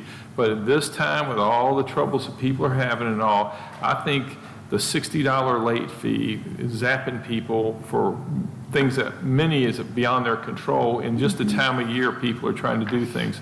I think I'm making a motion that we suspend the $60 late fees to go along with no cutoffs in November, December. All right, so we have a motion. Do we have a second? I'll second that motion. All right, I'm going to open it for discussion. Do we have any comments or discussion for this item? No. All right, we'll call for a vote. All in favor of this motion as presented by show of hands? All right, that is unanimous, so we will move forward. Thank you, sir. Thank you. Moving along, we're going to go to the clerk of the board. Madam Clerk, if you can come to the podium and present your board updates. I just have two things this evening.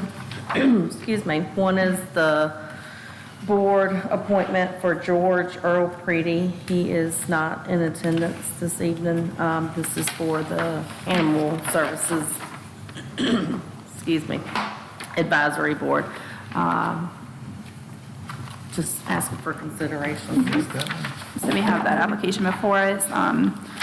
We can leave it open for discussion, but also see if there is a motion to approve this application for appointment. Now, this is the board that, This is the Animal Advisory Committee, Okay. Animal Advisory Board in regard to, well, it was initiated based on the presentation from PETA, but it will be used for all Other things. animal Yes. things, yeah. I think where's that in here? I missed that. His thing. I Should usually be try to the read first that. thing behind.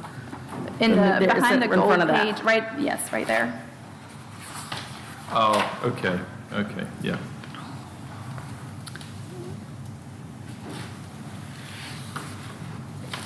Good. Yeah. So, all right, so if we don't have any discussion on it, do we have a motion to approve? So moved. so seconded. All in favor? Unanimous. Thank you. And the Deal. other thing I did just want to point out, the flyer, this has been posted on the website, and it's also in your packet for the Article 46. Perfect. Know the facts before you vote, and that's it unless y'all had any I questions. just asked to make sure we tell Mr. Preedy when you notify him that we appreciate his willingness to come forward and volunteer. Yeah, I will do I it. agree. All these board applicants lately I have know. been pretty exciting. Yeah, Thank y'all. thank you. All right, thank you. Okay, so budget amendments. I trust everybody has had a chance to review the budget amendments received. Are there any questions for Mr. Sauer? They were small. Yeah, two. One related to the contracted services for the business personal property, that's $2,400. The other relates to an additional payee whose accounts we oversee through social services, and these funds have been prepared for deposit.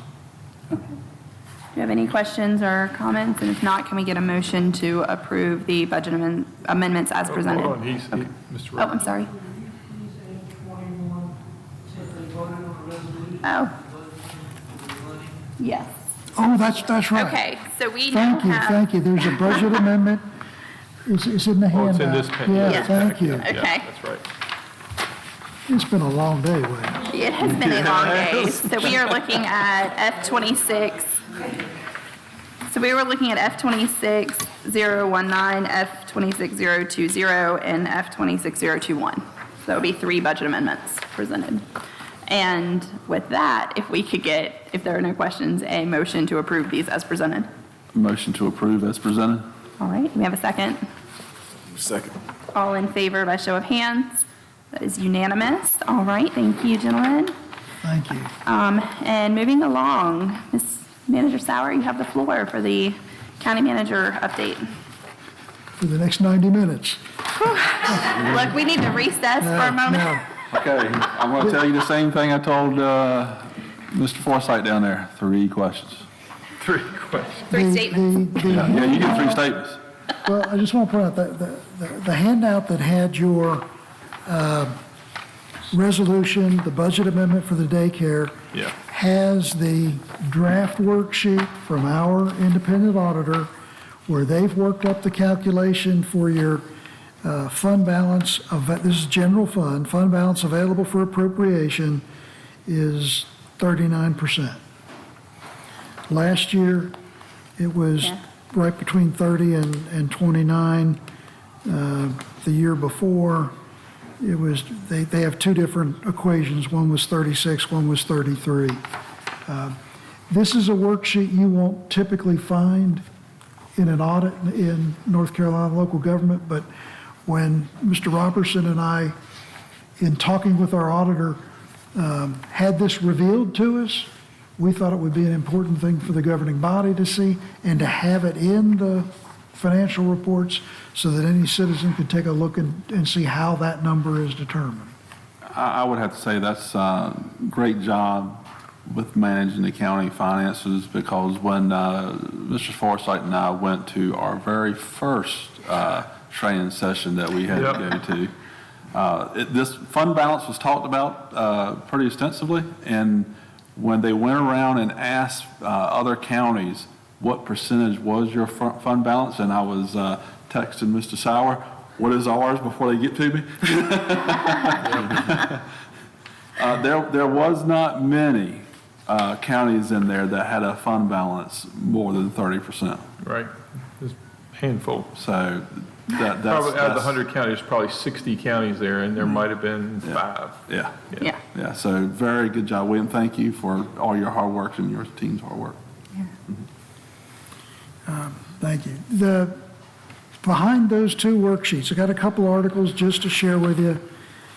Out of the NACO newsletter nationally, they highlighted Hertford County, the Inland Port Project, where the state of North Carolina, our General Assembly, has provided $51 million to build an inland port.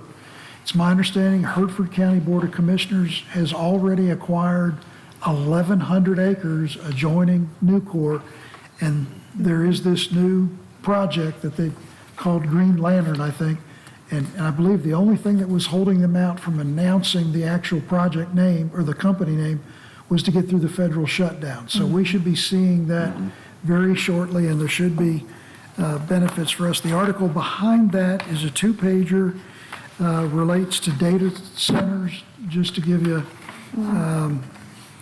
some reading material. And the last item is just a summary of planning board activities, responsibilities, and participation for board meetings by planning board members. We do have occasions where we don't have enough folks for the quorum, and if attendance is becoming a problem, we may have to talk to the board about enforcing the attendance regulations. On Facebook this week, there was an announcement about grants coming through U.S. Representative Mr. Don Davis for his district. I think it was $48 million, and there's $1 million listed out there for Gates County for the community center. But for several days, I saw the Facebook, but I didn't have any official information, so I was hesitant about mentioning it. Well, Mr. Robertson and I were together when we received a call from a gentleman named Jonathan Miller, who I spoke to many times, in the Washington DC office of Representative Davis, and he followed it up in writing that $1 million has been approved for Gates County, for the community center. That's $1 million out of the 5 that's been requested. It'll be channeled to the county through the Department of Agriculture, through the Rural Development Program. I don't know any of the particulars on he didn't think there was any match requirement for it, but we'll know more probably in 2 to 3 months when we get the official correspondence. But I feel much more confident having that conversation, that email communication, than just relying on a post on Facebook. But it looks like a first step in good news. So is it tied to any requirement?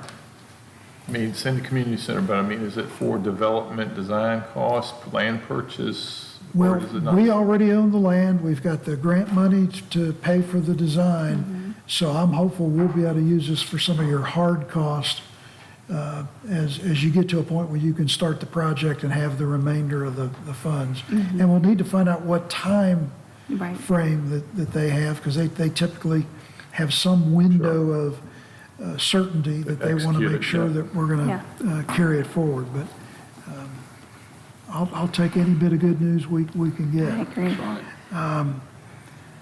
Next, I've got a few slides I want to share with you.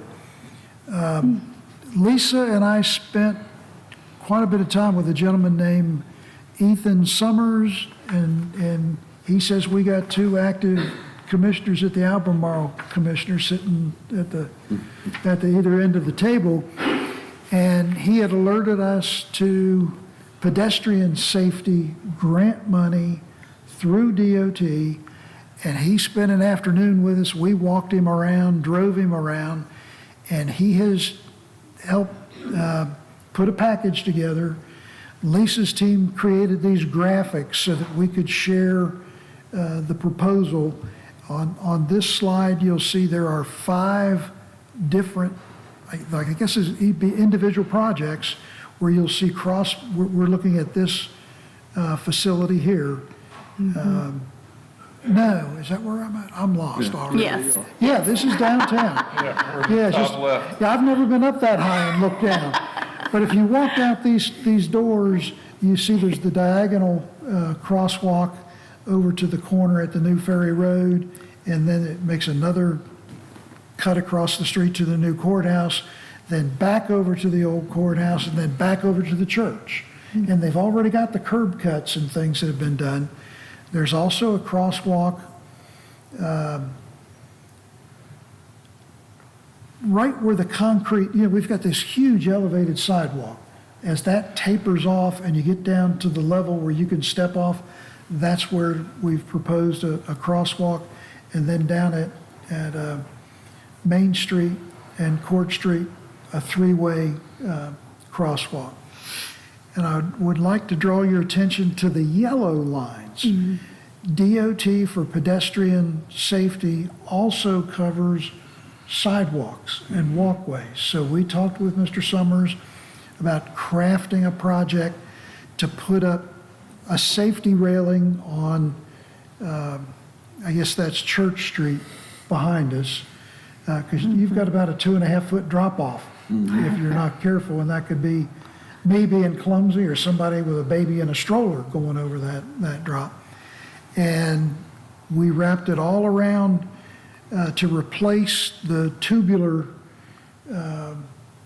railing that's out front, and to take it all the way down to where the sidewalk tapers back down to a level. And you'll note too, see the yellow line going between the 2 buildings. If you could jump to my next slide. We now have a sidewalk connecting the front sidewalk to the back door, where someone with disabilities can get to there's a parking pad back there now. We don't have the handicap signage up yet, but they'd have access to get in through the back door where there's an elevator accessible. And DOT will consider paying for a handrail for someone who has stability issues so they could walk down that sidewalk and have a nice little handrail. I've already been advised by Ms. Penny Walker of the Historic Society that they have a design in mind for what that railing might look like. And if you go out the front steps and you see those handrails that go down the steps, they'd like to suggest we use that style as long as we meet the right dimensional requirements. Currently, that was fabricated by a local group, but they really, they like that style. And they're really, I think, anxious to see the tubular system removed. If you could jump down to the, so I just wanted to flip through again. What we just talked about was that yellow vertical line. Jumping to the next slide, this is down at the duck through. Okay. We have a sidewalk from the ATM machine, past social services, all the way down to where the little picnic shelter is and canoe ramp, but there's not a safe way to get across the duck through. So they've agreed to put that sidewalk in. And on the next one, please. Okay, now we're up at, and we have it correctly labeled. It's now McDowell's Pharmacy. In recent days. And the one diagonal crosswalk at the bottom takes you to the building that the town is rehabbing, then across to the Gateway Medical Center, and then there's another one at Gateway, takes you right over to the pharmacy and where the restaurant is. And if we could jump to the next one. Here we are at Gatesville Elementary, and there had been discussions about the risk of folks from the elementary school getting over to the Dollar General store. So that is number 9 on a 12-point application. If you could jump to the next one, please. And that's the same one. It just, I got that in by accident. So if you could go to the next one, please. So here we are at 10 at Where's that? That's at the ballpark. that's at Easton's Annex. Crossroad. Yep. That's the ballpark. And I think Oh, one of y'all Board of might, Elections. yeah, one of yeah, y'all, I yeah, think, yeah. mentioned that at the last meeting, that if we pursue the pedestrian money, that possibly we could do that. So we literally rode Mr. Ethan all around Gates County to look at, so that's number 10. And then the next slide, please. Okay. One of the commissioners, who shall remain nameless, really likes and I agree with it, the crazy idea of a skywalk getting you across from Gates County High School over to the other side. And due to line of sight restrictions, we've put it up at the top, because I know there's been some future forecasting that potentially there might one day be another Gates County school facility across the highway.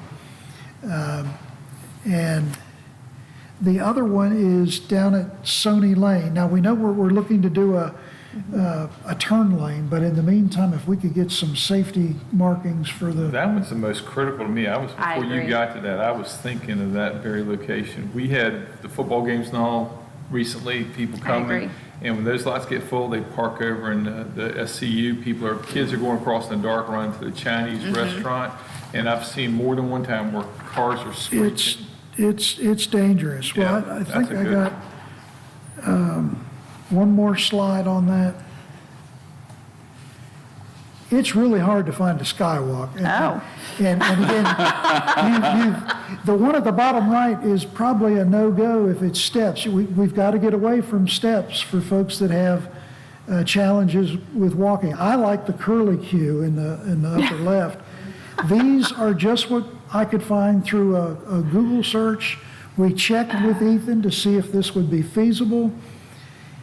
He did not say no to us presenting it, but I explained to him I had a very exuberant commissioner who would really like us to at least put the ask out there on the table. So He did not say no is key. so we met, I think the deadline was December 14th or November 14th. We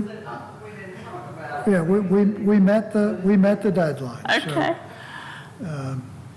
Do they give any But inclination it makes as you to? smile. You know, who knows what'll happen? It might- So in Japan, there was a bunch of these things, and I used to ride my bike 3 miles to work, and that curly cue one looks like one of the ones, and you could ride your bike up. You didn't have to be in great shape. You could ride your bike up that thing, go across and ride your bike down, and it was plenty wide. So I love that. But then, Well, this also it goes into the planning of the future of Gates Right. County, right? Yeah. You know, Time. we got a big space over there is designated for a school. If we can get one in the budgets along the way and get some funding for it along the way. Yeah. And so you have to take advantage of programs when they're out there. And it was $14 million is what they have. That's what we heard is available. Yeah. And I'm going to say So why not get regardless. our share?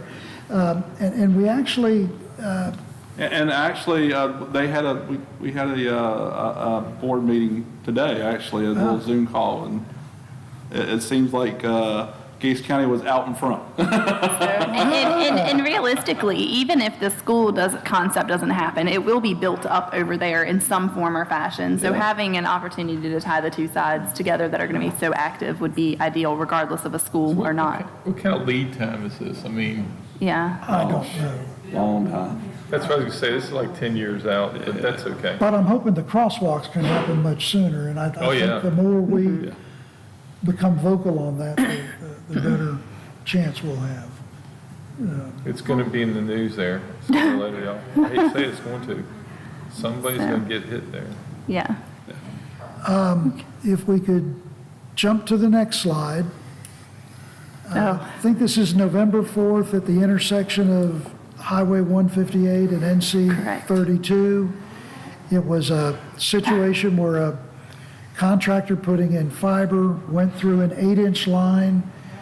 Based on our best calculations, we lost 484,000 gallons. They just about drained the Tower the down. tank up there at Sunbury. And a little bit of background, because Brad and I have looked at this from a number of directions.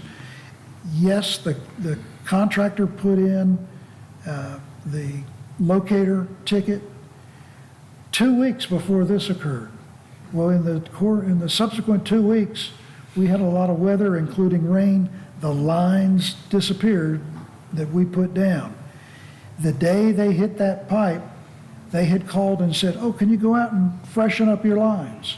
So we went out that day to freshen up the lines, and while our person was in the process of freshening up the lines, they went ahead and started and popped us. If you can hit another, that's what a auger can do, or whatever they call the boring machine, going through an 8-inch pipe, and once those 2 holes are cut, I mean, there's just no stopping that thing. Yeah. We had, through the night, we had a crew of 15 people out there, and assisting Gates County was the Chowan County Department of Public Utilities, had the director and some of their staff, had the town of Eatonton brought in a pump, and I think, how many DOT folks? 4. I think we had a total of 15 people out there, and they didn't finish till about 4 o'clock in the morning the next day. But we were able to ensure that the schools could open up at Sunbury, and My wife was disappointed you were so efficient. She works at TS Cooper. She's like, I'm going to get off tomorrow. I'm like, no, you're not. No, you're not. well, it was touch and go, I'm told, but it worked out. I want to say too, just, state trooper was out there standing ankle deep, our local trooper, his wife's a principal.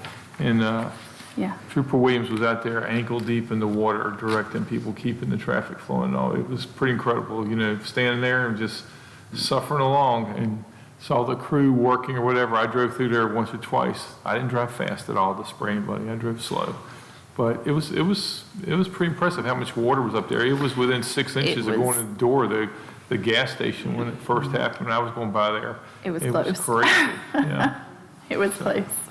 Okay, just 2 more slides. Can I ask, is it the opinion of our county attorney that they're going to pay for the repair? We're sure going to go after them. And the cost of the water as well, right? Yes, sir. Good. We're going to go after them. Okay.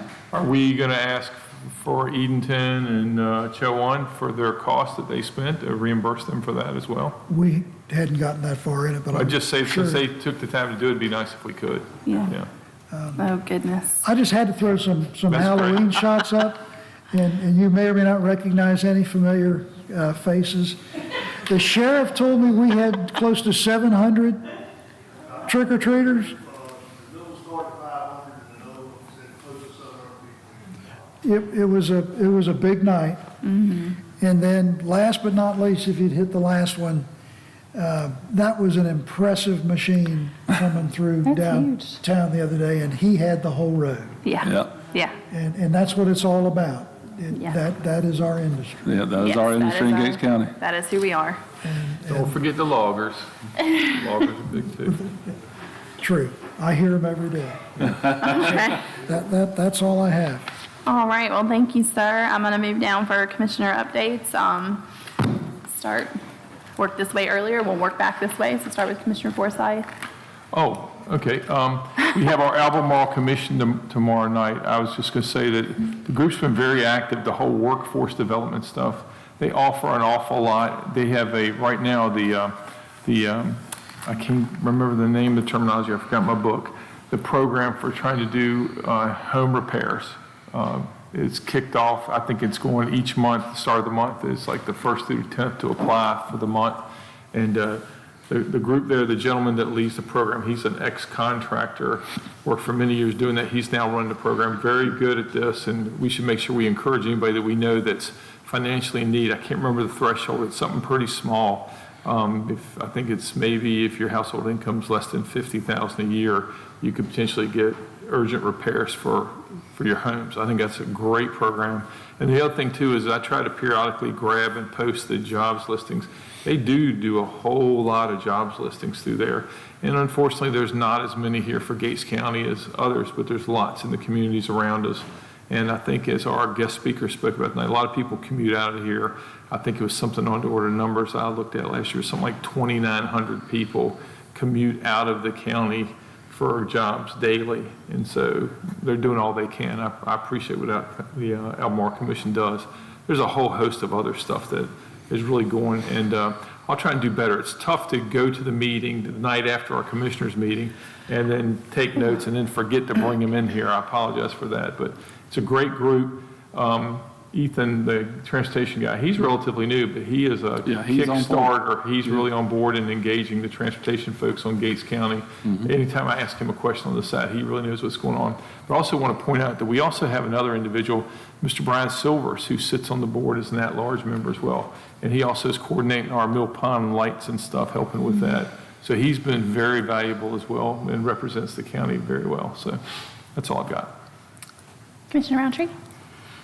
Yes, good evening, everyone.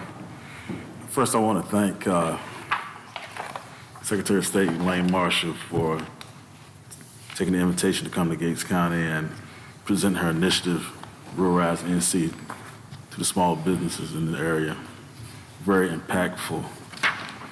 But I also want to thank the Gates County Chamber of Commerce, Cecil Bagley and his team. I want to thank Tempest Treats for providing food. I want to thank Chief Howard for the presentation of colors and the outstanding cadets that always do a fabulous job. I want to thank our very own Clerk Draper. Very instrumental, probably the biggest part of the success of this program. Of course, I want to thank Tammy Everett, Rural Rise NC staff coordinator, and also Mr. John Marion. I tell you, it was a collaborative team effort. It's the first time Secretary of State came to Gates County, and she was thrilled. And I want to thank Madam Chair. She was thrilled, and she loved the museums. She loved the tour. But most of all, it benefited our small businesses and giving the knowledge of the resources that's available so they can be robust in the county, and which is going to help us economically. I want to thank United States Representative Don Davis for the $1 million for the Gates County Community Center. Also, I want to give an update on Trillium. Trillium update, Trillium Health Resources is providing Trillium Ultimate Living Assistant. It's called TULA. But this is a technology-based support system program for individuals with developmental and cognitive disabilities to live more independently. And basically, what it is, it's so many different components to it. You give them alerts when to take medication, you give them alerts when to perform daily routine tasks. Also, it's a two-way communication with them and a care provider. It's a monitoring system. It has so many aspects to help people with disability to do things independently or with assistance of a caretaker that's online. And it really helped them in the area of being, self-sufficient. Also, I want to give an update on North Carolina Cooperative Extension. I attended the Northeast District Advisory Training with County Extension Director Helen Ure on November the 13th. Training focused on extension advisors providing insight for local needs. Also, evaluating programs, setting priorities, marketing, and supporting local events.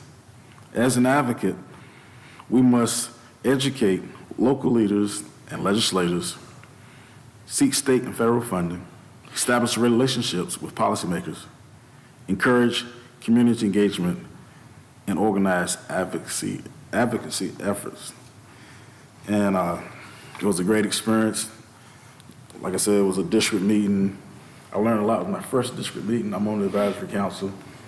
And I want Gates County to be more educated what the extension office offers. They do so much. And as more we get engaged, as more as I communicate to you what the extension office does, it's going to be great because we get a lot of our funding from the state and the feds, and we really want to promote the Gates County Extension Office. DSS update. The North Carolina Department of Health and Human Services received notice from the USDA the delay in the issuance of food and nutrition service benefits for November was a result of the federal shutdown, which everybody know. And that's why I want to applaud Commissioner Forsythe for his gesture and the vote that the board for eliminating that late fee. Because we live in times where things are very challenging economically. And any kind of relief that we can give our constituents, if we are financially able to do so, I agree wholeheartedly. And last, Albemarle Regional Health Services, ARHS Environmental Health will be reviewing local on-site issues and propose a local rule on adoption. ARHS and the state environmental health are partnering so that ARHS can apply science with studies to match our soil needs in the region. And basically, we're looking to review to give ARHS leeway to determine soil appropriateness and alleviate the state from the responsibility. So that's in review. It's not finalized yet, but we're heading in the right direction. So that concludes my updates. Thank you, everyone, for coming out tonight. Thank you, sir. Commissioner Berryman. I think through the night we kind of talked about a lot of the things that we've been working on, working with the school board and what we need to do there. So I'm not really going to touch on that, but just kind of hitting on what Mr. Sauer was telling on earlier, and then also listening to the commissioners that went before me. We are well represented in several areas of need in our county.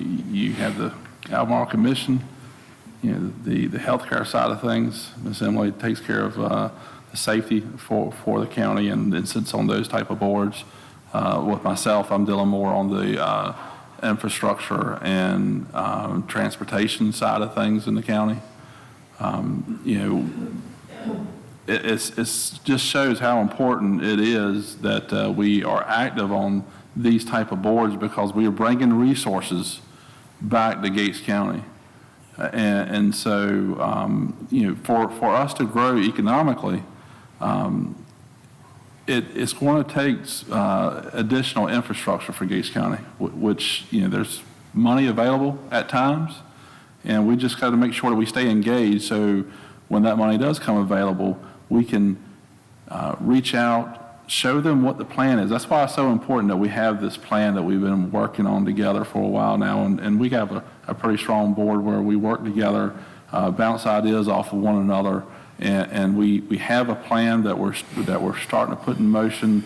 Our county employees are working on further developing that, so that way we can present that to legislation, so that way we can maybe get some additional money along the way and some other funding, some projects, and the community center is going to be the first one that we're pushing down the road with the staff's help, and county manager is pushing that along the way. So I'm very hopeful.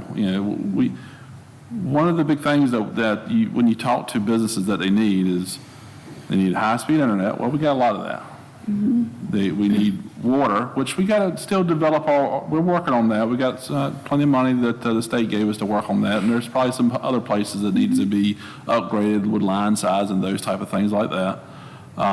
Sewer is going to be a big thing too, and right now we have a small sewer system, but if we can take advantage of the money that's been already given to us to lengthen the reach out there to different areas in the county, as well as if you look at the economic development plan that Ms. Lisa's team's put together, there's areas in the county that's been designated for industrial growth and those type of things like that. And so in order to be able to pull something like that into the county, we got to get this infrastructure out there to those areas.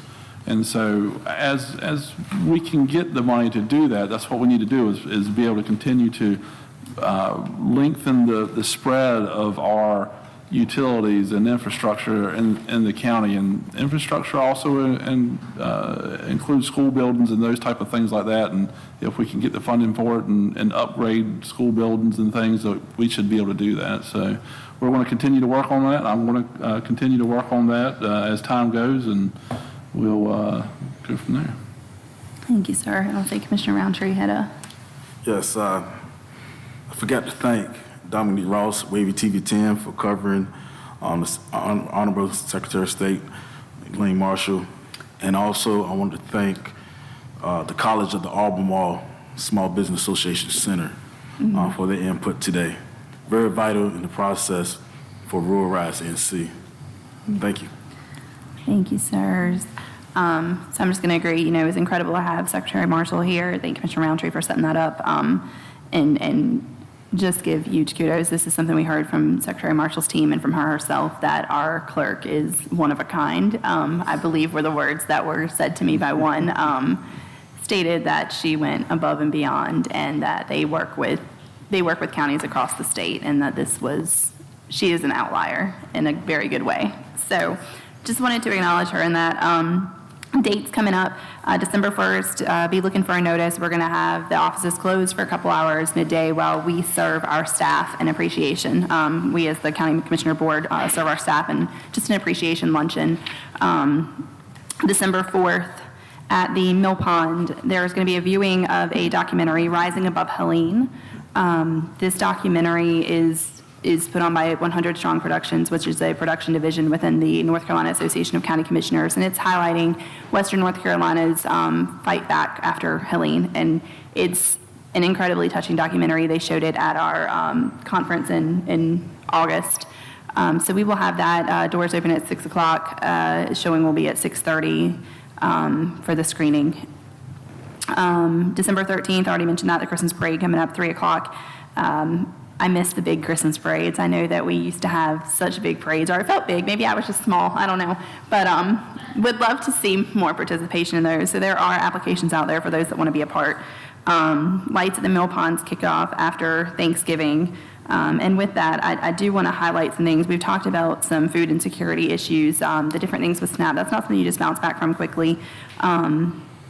Willow Wisp, Highlight a Business, they have put out there on Facebook, if there are families in the community that are in need, they're opening their doors on Thanksgiving and providing meals for them. So if you know somebody that is looking for a place, we do have a business that is doing something pretty incredible. We also have, we have gyms and open wide backpack ministry that are here all the time, but we have had a citizen in Jackie Bundy, and we've had a church in Sandy Cross Baptist Church that have both done incredible things, like opening a free little pantry where they're offering food opportunities for those that are having some food insecurity. So I just want to encourage again, a lot of the people that are most food insecure do not have access to internet and to Facebook and to all the things to know that these things are there. So get out and talk to your neighbors, offer to drive them to these free little pantries. If you have something extra that you can take and put in, they both have refrigerators for things like eggs and butter and milk. Obviously non-perishables. I know diapers have been a big hit. There's a lot of need in our small community, and this is the time of year I think most people probably feel the most giving. So I think it's a beautiful thing that they've done to have opportunities to give anonymously and to receive anonymously. But the one on Main Street is across from Gatesville Elementary, and the Sandy Cross Baptist Church is obviously at the church. I know that we have had many complaints about long meetings. This is partially because we're trying to be as transparent as possible and have a lot of these discussions at the table with everybody, and it is taking a toll on us too. It is a long night. So the last thing I'm going to close with is school board. We are, Commissioner Berryman and I, having our continued meetings with them, with their two representatives from their board moving forward. There's going to be continued dialogue. We've gone as far last night as offering this meeting space for them to hold their meetings in so that it can be better streamed to the public if they wanted to take us up on it. Like, we're trying to work together with them hand in hand from facilities and trying to overcome the financial state that is currently in place. So we thank you for your patience. Continue telling us what we're doing well and what we're doing not so well, because those are the only ways that we're going to improve and know what we need to be doing for you. And with that, I am going to ask Ms. Draper if there are any additional public comment signups. No. And then if we could get a motion to adjourn. Motion to adjourn. In a second. This is not happening fast enough. All in favor? Okay. We are adjourned. All right, so I want to bend. All right, I would like to